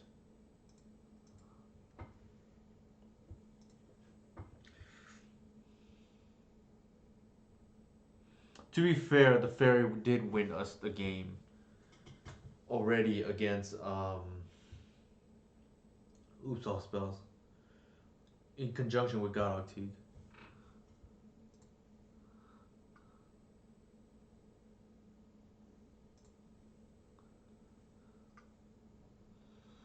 Um,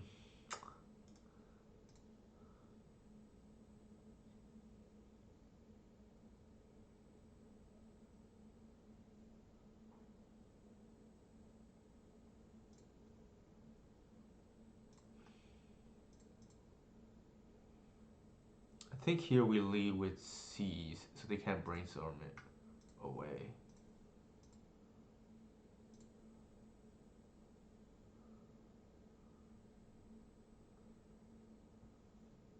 Take the high tide.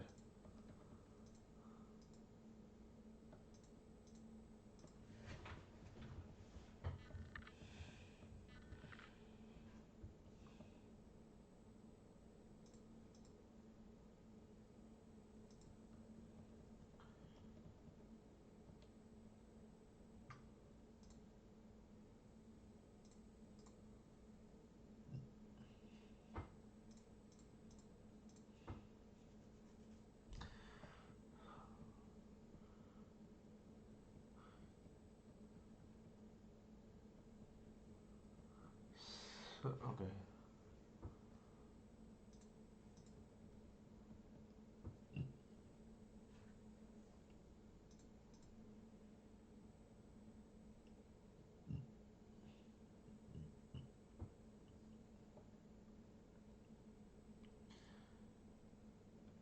Sure. How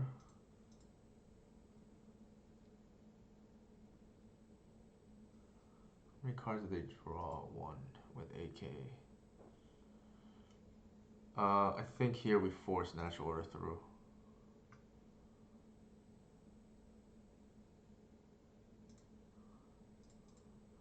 There's a possibility they drew force, so oops.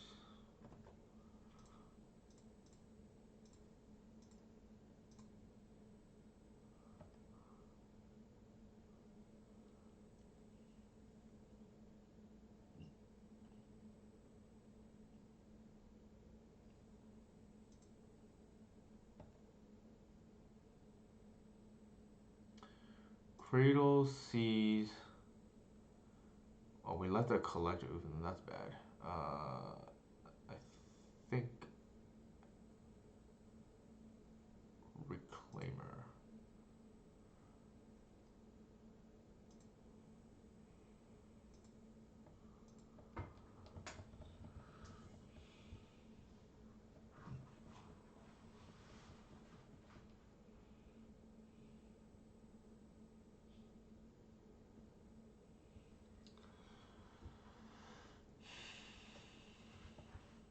They're missing land drops, which is odd. Alright, before we do anything, we're gonna seize. Cunning Wish, Force Mission Briefing, Reset, an AK.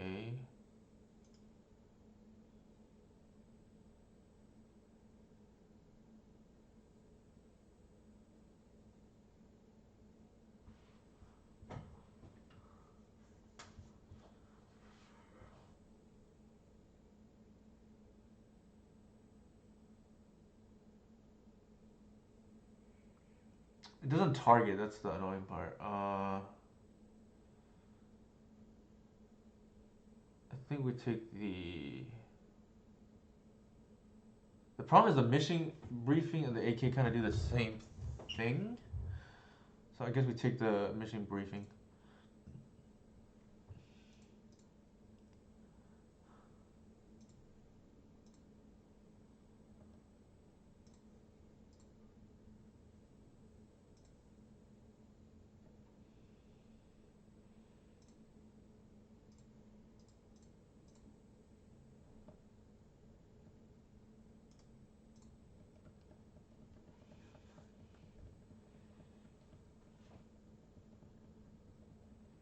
We have to go off here.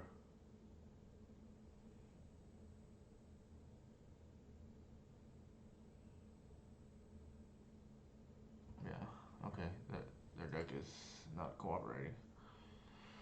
I don't think... Well, take that back. The endurance is probably better than Collector Ook, that's for sure. Based on everything we've seen, the force probably doesn't do anything either.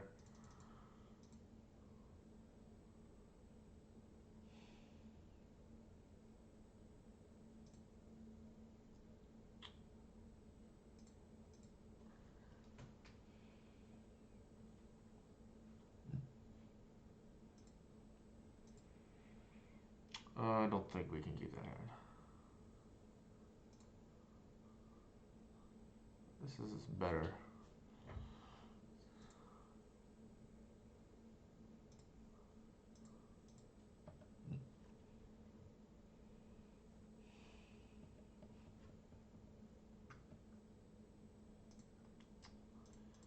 I don't think we're gonna win this game, and I'm just kicking myself because we lost game one when we didn't need to.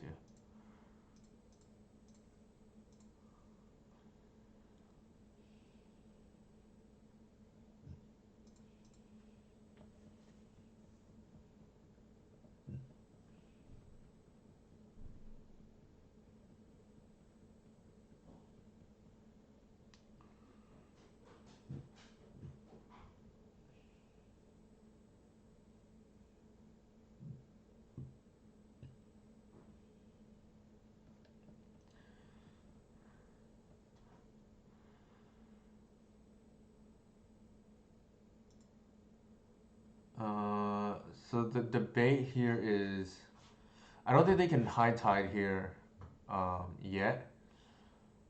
So I think what I'm gonna do is, oops, let's Fiend Artisan to try to get a Godok Teak lock.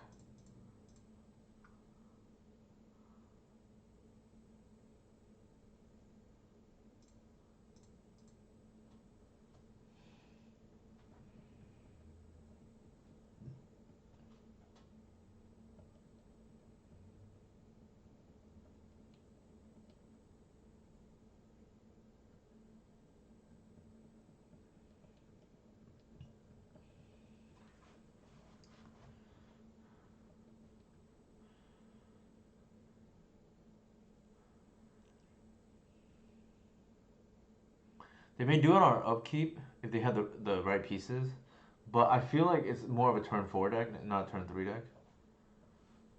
But we'll see. And we do have Flash upkeep, that's why I chose not to do it there.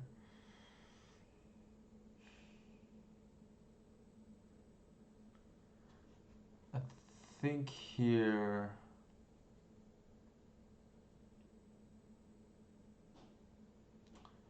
Before we can't do it anymore. Actually, That's not good. Correct. Because let's do this first. We're not going to be able to do it under a Godok T anyways, so I almost screwed that up.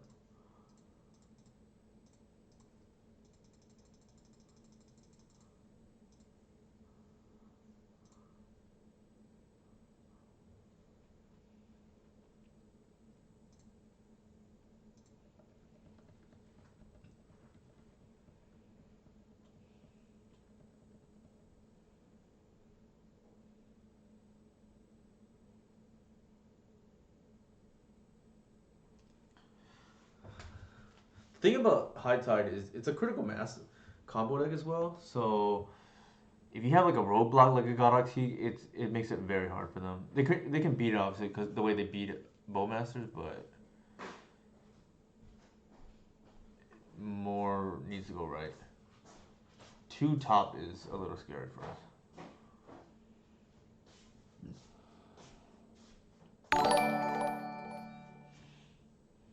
They're gonna follow Mr. Cow. I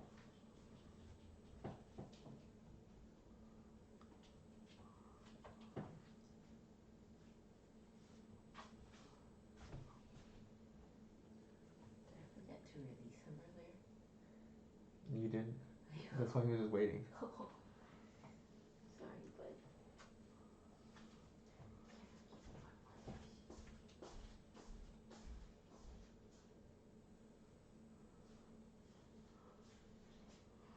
Cast mental no.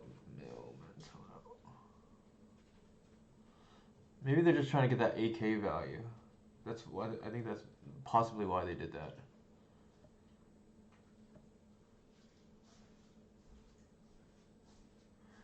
Um,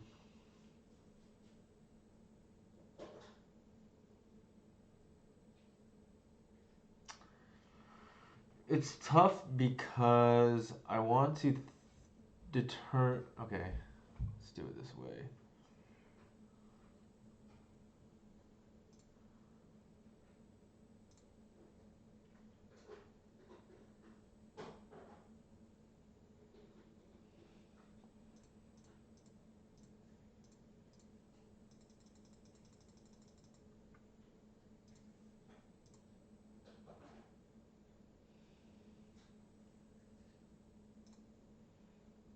This is like the second best lock piece besides Garok T against them.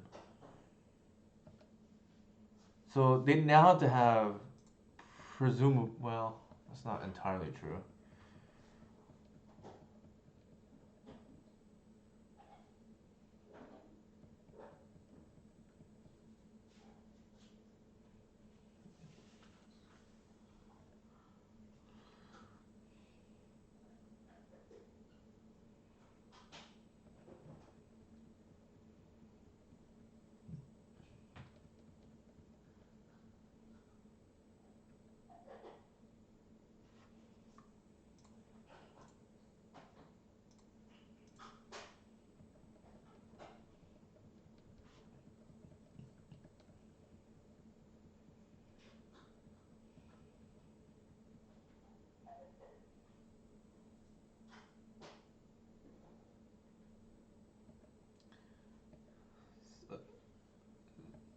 I think a second Bowmasters here might be pretty good.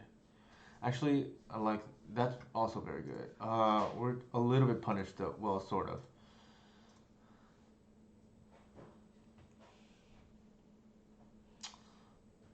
I was gonna say we're a little bit punished, but we're not because we can just.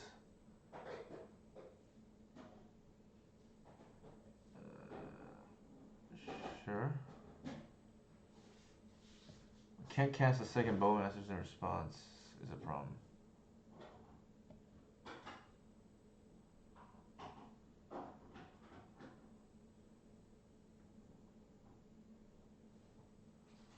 If they could have gone off, why did they just do it on our upkeep or draw step? Snap that. Okay.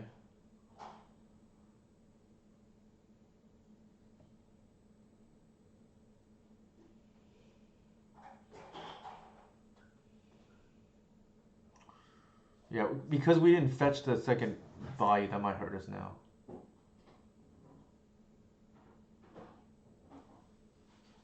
Draw 4 cards. Okay.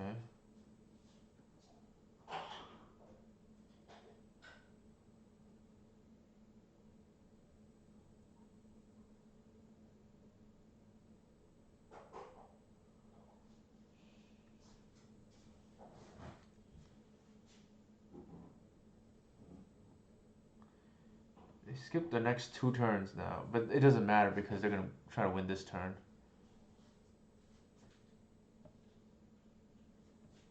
We screwed up big time. Like we can't flash in the Bowmasters as a result. They also screwed up too for the sword.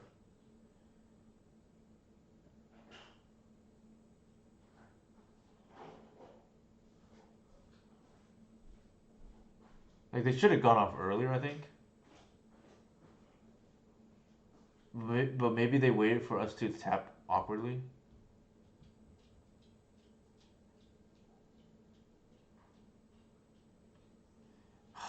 Man, extremely punished.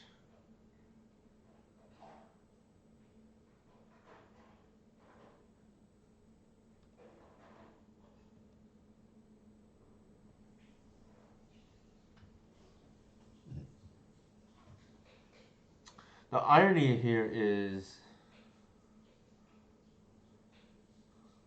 if we had not drawn the Thoughtseize, we would be okay.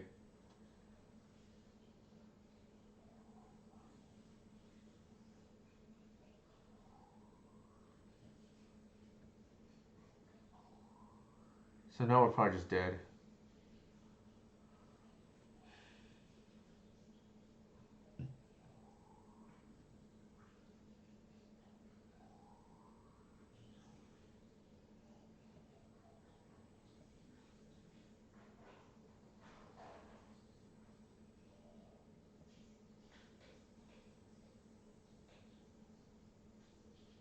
Yeah, we're dead. Avoidable if I fetch the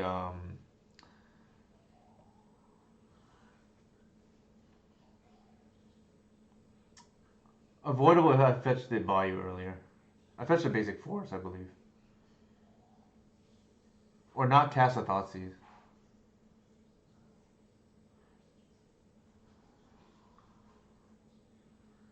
Sure. They waited for us to tap the thing, and yeah, that was a mistake on my behalf.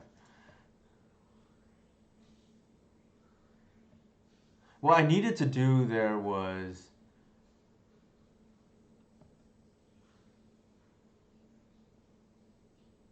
well, that would have worked too. I was gonna say with the artisan activation of the stack, they can balance the Bowmasters as well.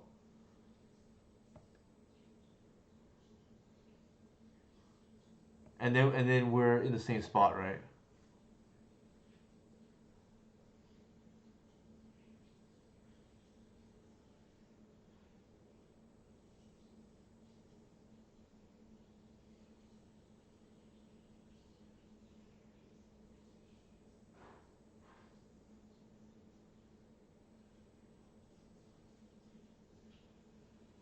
I think they're trying to figure out how to play around Mindbreak Trap. I think that's, or not Mindbreak Trap. Sorry, Veil of Summer. Do they just not have Force in their deck too? All right. We threw this game. I think if we fetch correctly there, we probably win. But it is what it is. We also screwed up game one too. So just not being familiar with her deck essentially. Let's just check the fetching pattern. I'm pretty sure I screwed up the fetching. Okay, that makes sense. Yeah, I have a second fetch here. I botched that. I don't know what compelled me. Maybe I was thinking they could have something crazy like. Alright. Maybe could have something crazy like back to basics, but I think we just assume that they don't have that out of this combo deck. And also with the Bowmasters in hand, there's a chance we get um, it backfires on us, and it did there.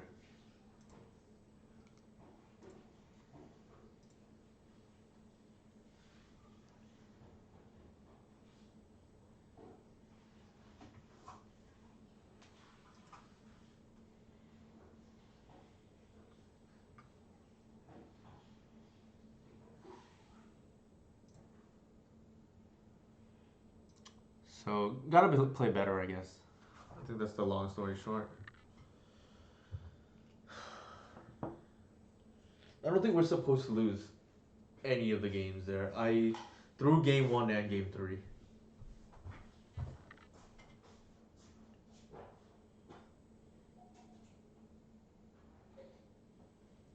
Let's check out the list.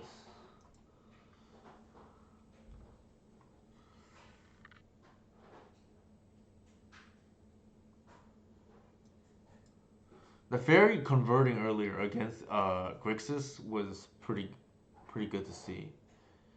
I'm a little bit hesitant about it in general though. I don't think we can, based on what I've seen, I don't think we can play it two, but maybe one is okay.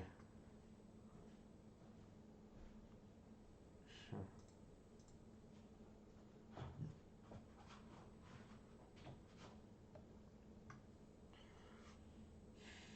Uh oh.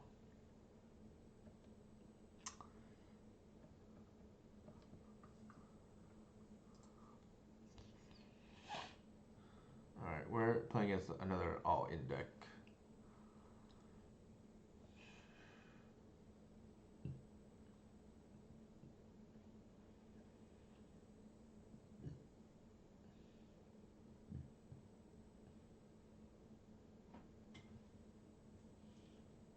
Oh my god. Just the nuts, I guess.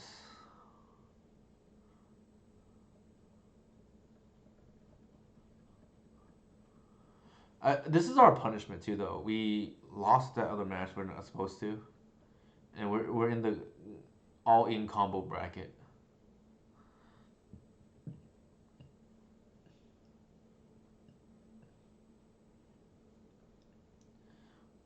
Moral of the story: gotta play tighter. And it's funny because I played around something against High Tide that is like unlikely, and I think I got too cute there.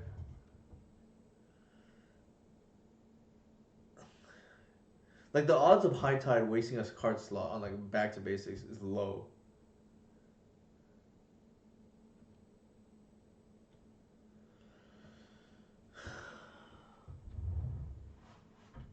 So the interesting thing there is whether or not we're supposed to. So they could get key presumably.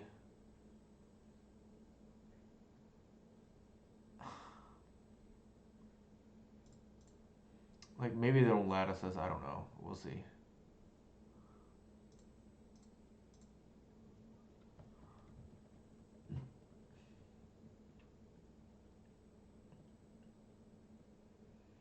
Two, three.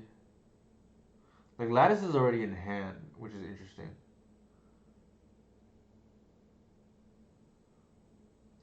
So that means they can't like pop. Well, that might just change things.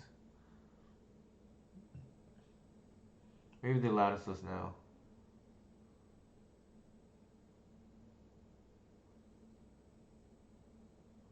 All right, now we're dead.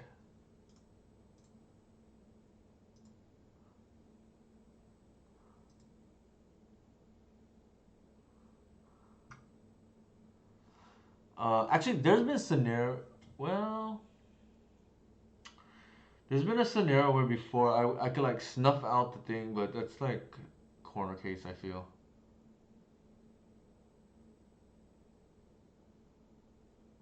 Yeah, I mean like we're just drawing to something that's like kind of random, right?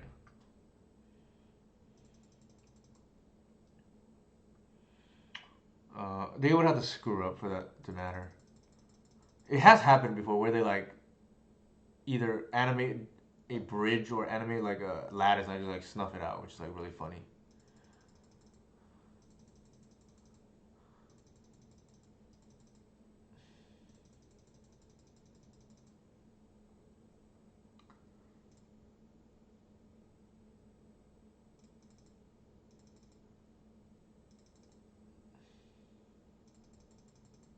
I think we just go low to the ground.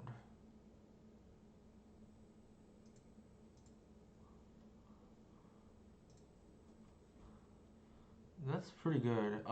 They turn one us, then they turn one us. I think. I guess. Oh shoot! Oh my god! I screwed up. I kept thinking like we can cast God IT, but we actually need a halfling. I'll blame that on fatigue. I would mold this now. Obviously, you get bailed out. You find a halfling in the Once Upon a Time, but I like went through it too quickly.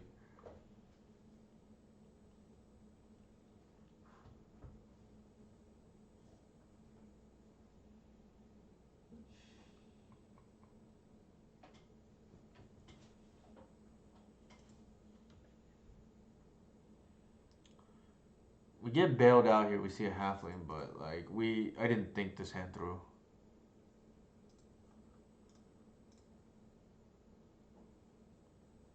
There's a halfling. Um, yeah, it's got to be that.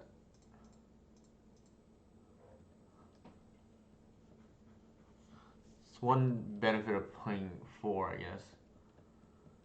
Now we still get turn one.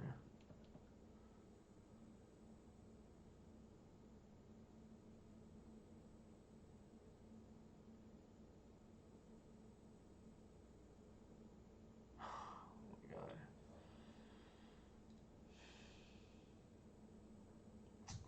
This might be Karn again.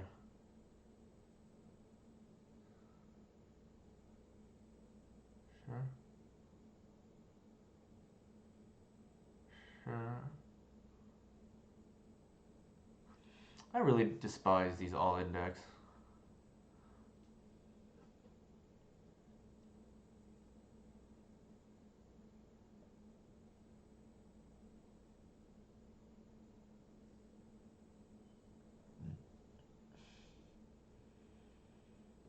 Oh my god.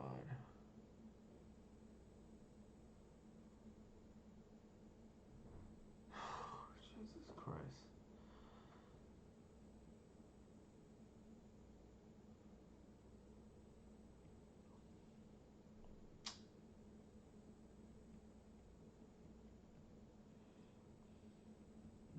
Well, it's our fault too. We should have kept, and there's a chance that we have C's on opening hand, and then that just like shreds their hand apart.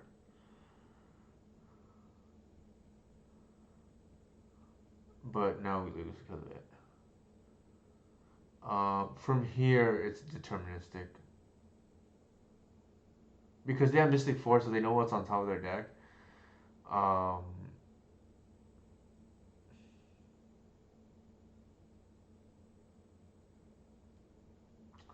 all right, let's concede.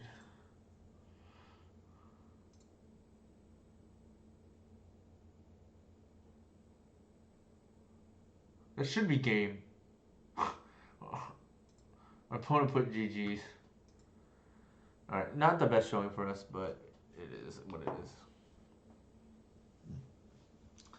With the aggro GG, right?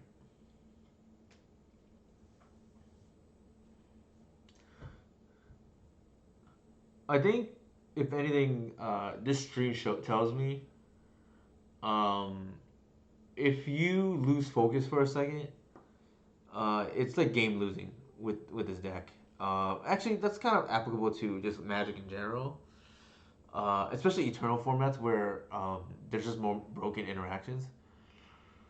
Um, and we've lost some of these last matches now because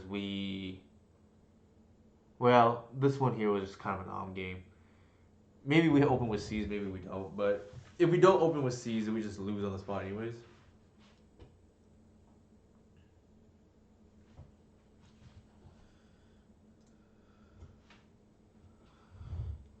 The problem is then you get into this like weird 0-3 bracket, and then your practice gets worse.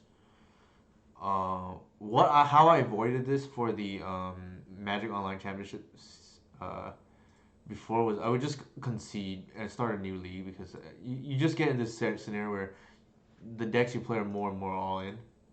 This was for modern, but a couple years ago, so a little bit different.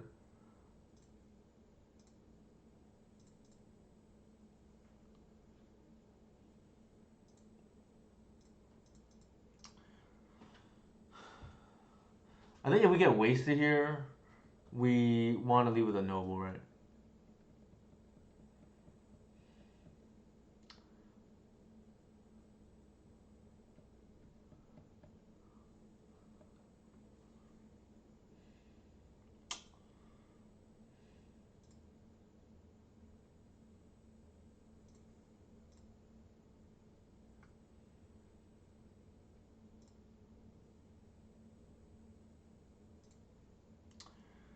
Question here is like what to do. It's gonna feel awful if they bolt or bowmasters the artisan. But I don't think I have a better line.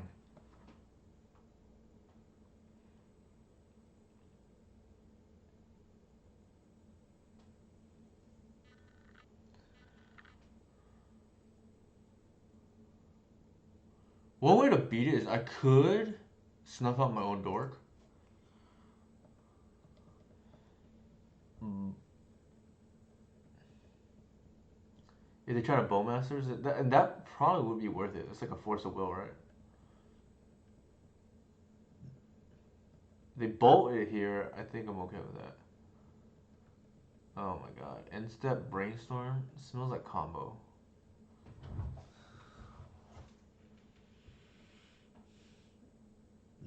I think this is one of those nights where I just kind of chalk it up. Like maybe I was a little bit tired towards the end here. Didn't play nearly as well.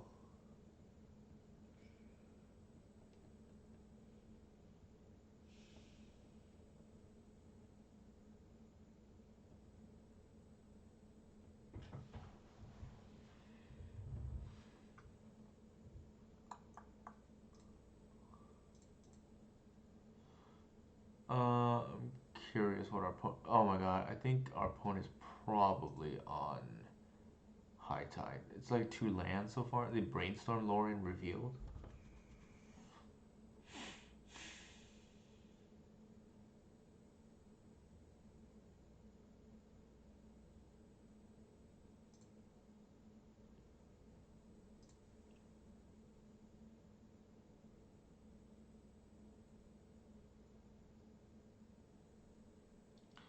I think we have lethal next turn, so I'm actually gonna do it a little bit differently.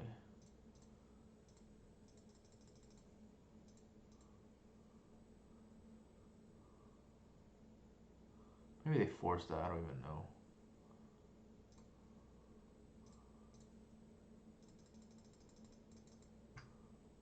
I'm gonna do 4. And hear me out. The logic is they're less likely to play around the bowmasters.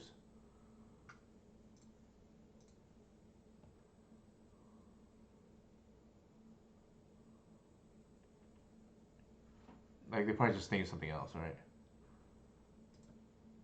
Yeah, this gotta be Mind's Desire, some kind of Mind's Desire deck. So here I'm, let's see, 5. I'm all in on hopefully getting another turn. That's why I went for the Bowmasters Hail Mary here. They should be on high tide, and we have to hope a Bowmaster is enough. If nothing else, Bowmasters has impressed me tonight in the sense that it's like good against these Mind's Desire slash high tide decks. I kind of already knew that, but I guess it showcases that as well here.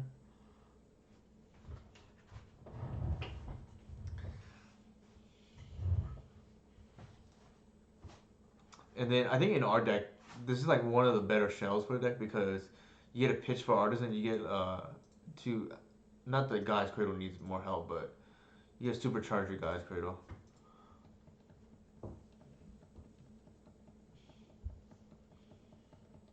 I mean, double island. I put them on high tide.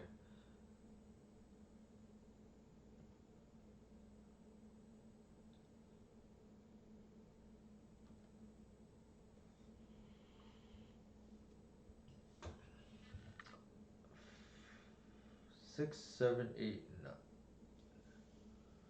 So we have lethal next turn.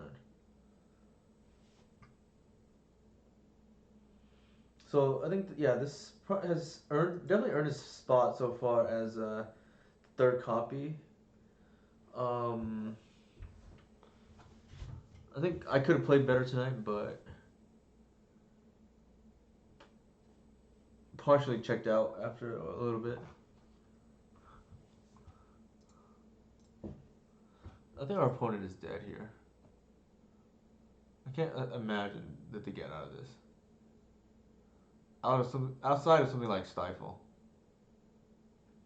and even then, it's like already problematic. This thing's huge. Let's see, one, two, three, four.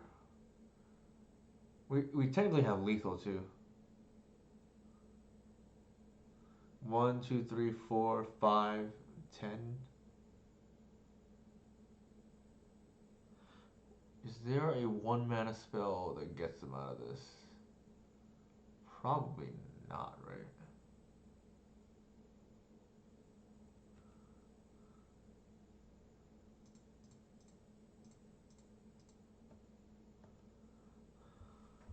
Alright, I count exactly 10 damage. Unless I'm missing something. It plays around Stifle too, in case for some reason they have it.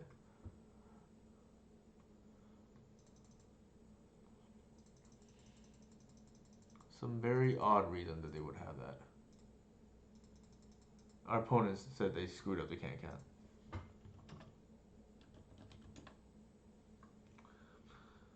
Alright. I think they are a dress down deck. So the force, and especially if they're copying the Reduke list, they have Commandalabra, which is win more anyways, from what I understand from Marcus, but could be relevant. Collector Oof.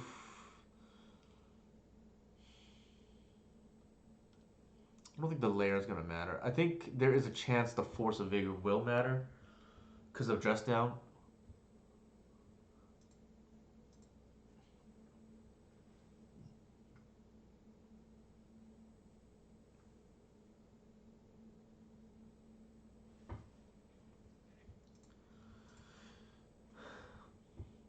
I'm not too concerned though. Like even with 2-3 in this league, I think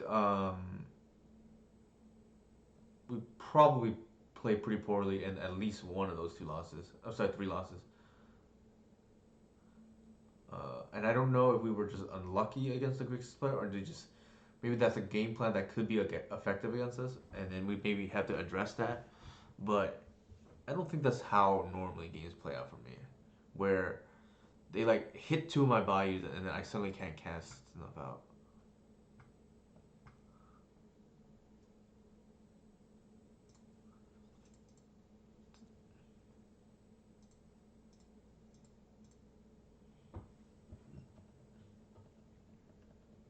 I think in this situation we're gonna want to main phase Bowmasters.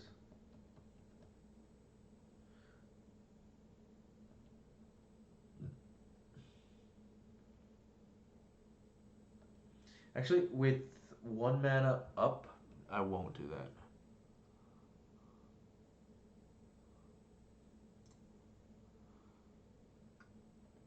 I'm gonna attack. It's gonna be telegraph, but that's okay.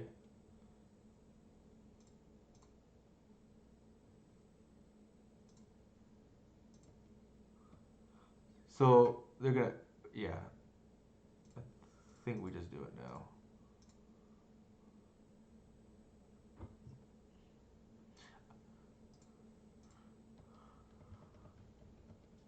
Lone Reveal feels pretty bad if you have to like play essentially a tap land, right?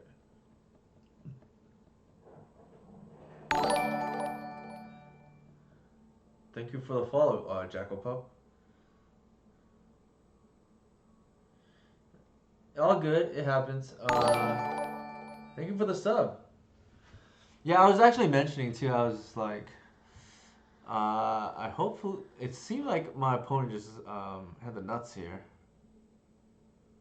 Oh, medallion. Force is pretty good. That medallion.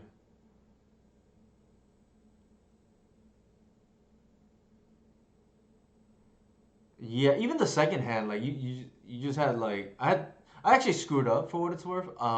But I got bailed out a little bit by the Once Upon a Time hitting the Delight of Halfling. But I should have mulled that hand because I didn't actually have consistent Gadok T because I didn't have the Savannah. But I got bailed out by the ones. But that should have been a mole. I just happened to get lucky with the once upon a time. If that made sense. So in all honesty, you deserve to win because I like should not have kept the hand. It was a misplay on my behalf. Like I should have been punished, and was sort of lucky to hit the halfling, which is like 30 some% to get to hit, right? Oh, I screwed up. I'm supposed to end step hit the medallion.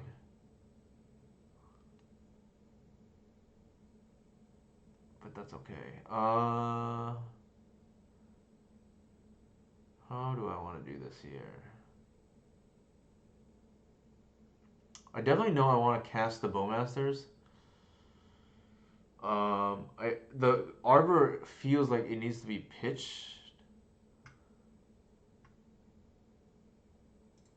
for the Arbor almost feels like it needs to be pitched for the Awesome, thanks to hear that. I think we bash, and I think we actually main phase it right now for the extra damage. They could brainstorm it obviously in response.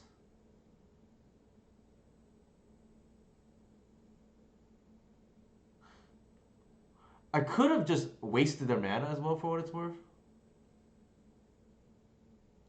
So that yeah, thank you, Jackal so that actually I kind of regret that. Right, I lose out one damage,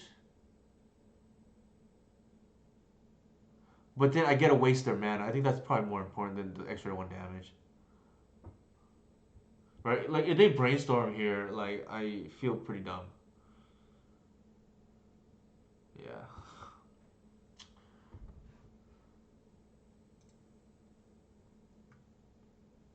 Granted, this does pump it for the other Bowmasters, whatever that's worth. So let me think about that. Actually, I misspoke. I think given that the other Bowmasters is on the board, it actually makes sense because I can actually get more damage now because they have to avoid this other Bowmasters, right? Like, I get the one extra damage for free if that makes sense.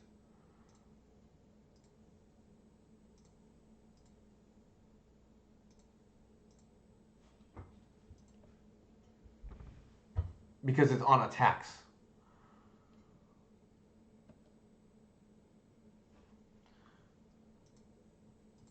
Granted, I don't get the other one.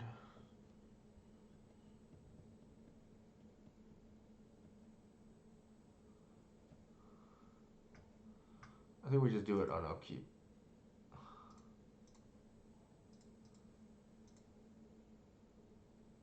We should have done it really the previous turn, but I clicked through it. Like, there's a chance we get punished by this. If they have, like, colorless spells or whatever.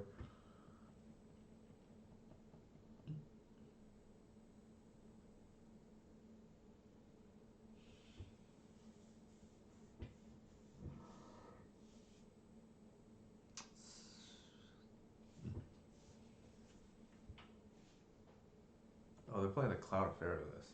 Interesting.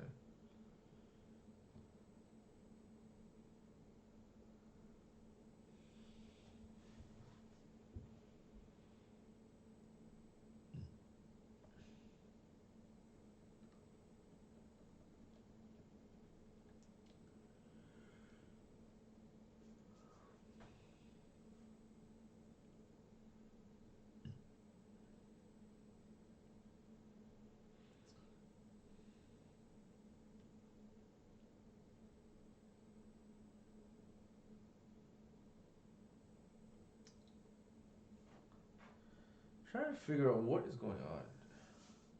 Can they combo through two Bowmasters? That would be kind of nuts. They do have a lot of mana. They have two cards in hand. Scroll, okay. I hope they know Time Spiral doesn't cut it. Oh my god, Echoing Truth. Okay.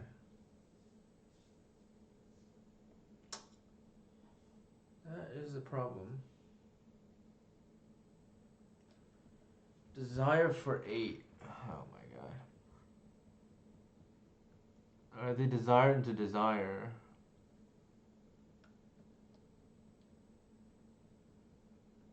I think I'm dead because they desire to desire.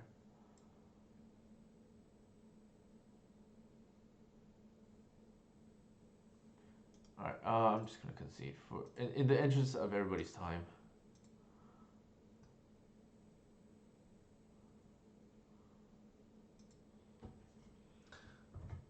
I'm trying to think if that other thing would have mattered. No, it wouldn't have. I think we would have been dead regardless.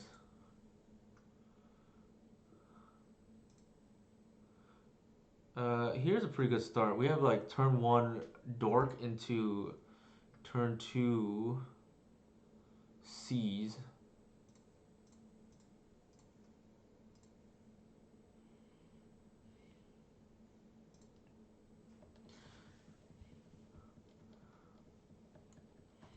We get punished exactly, well, sort of.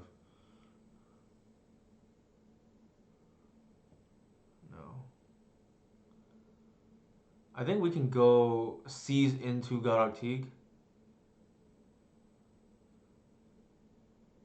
Well, not even Godok Teague. It would be C's into Artisan into maybe then Godok Teague.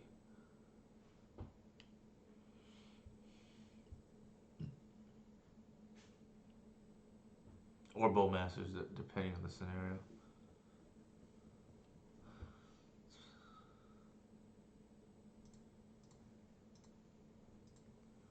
So we'll find out.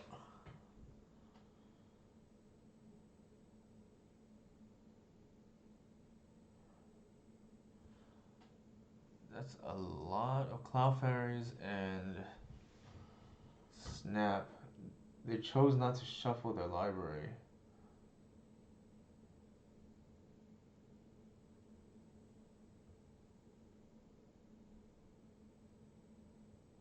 I think we take the Snap because that's their out to maybe like a piece of hate.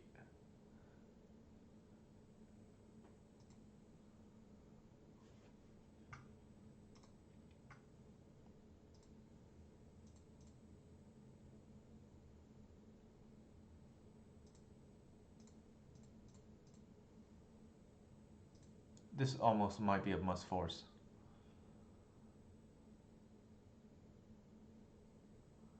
I can see, yeah. I don't think they can allow that to resolve.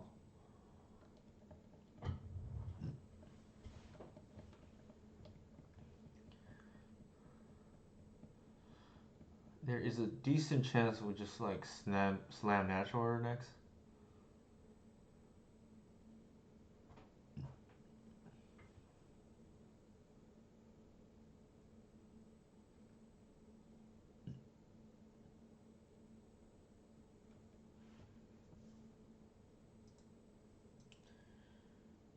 Ooh, that's pretty decent. I think we take the time spot or the payoff.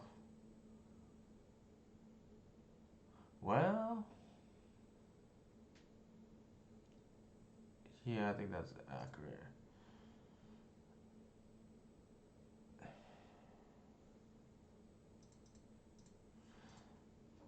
We could halfling into order. The problem with that is like, does it actually win the game? I think we just main phase this Bowmasters here.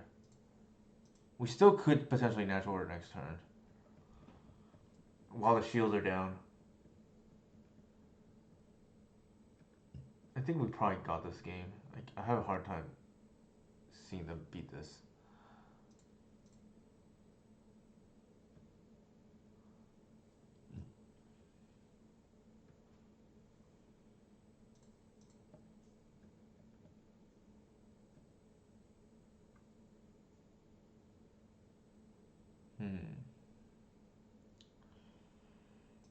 Halfling.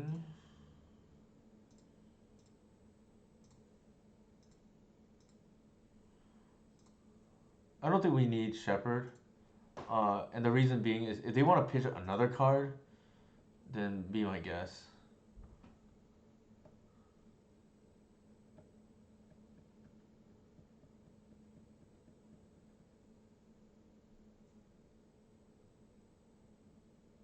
Actually, that was bad. I think maybe it's worth it to just have the extra guarantee that this ends the game. But they probably are hell bent after that, and to be honest, anyways.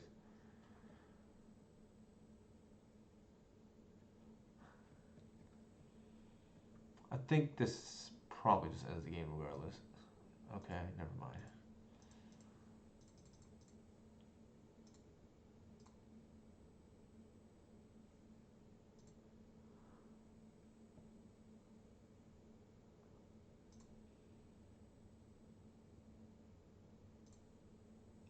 Ooh, actually, the force is like really insane here. The shepherd, the land.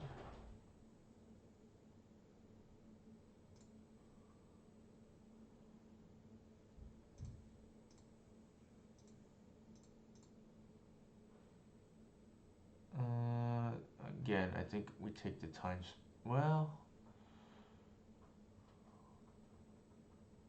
yeah, we just take the times power. I think.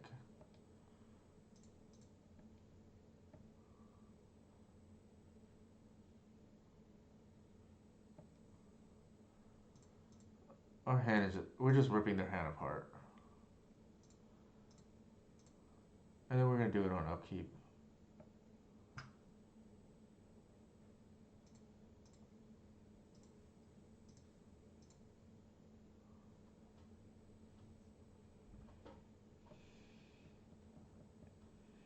Should be game now. We have 11 on board, and they don't really have. Well, they have a cloud of fairies, I guess. All right. Pity. 50 play points. Um, didn't play too sharply around here. Looking at the league, I think the Godok Teague was probably worth it. Like, Collectible doesn't do anything against these high tide decks. We played two. Um, I think the Fairy was good. Like, it won us a game against Upsal Spells. I don't know if I. Like, the Needle didn't do much in this particular league, but I do think it's good against lands. Um, I have to think about it some more. The Bowmasters were quite good against these high tide decks. They have a hard time going through, comboing through it. I think overall, yeah, I don't know if I would change anything. I think we just were a little bit sloppy and didn't benefit from better play or the matchups were a little bit more extreme today. But let's see who we can raid here. I guess we can raid PT Bench. All right, thank you everybody for here are my socials again. But thank you everybody for hanging out. I do think I was a little bit sloppy tonight, but that's okay. I think the list felt pretty good though overall. We just needed to play better. All right. Let me know if anybody has any questions.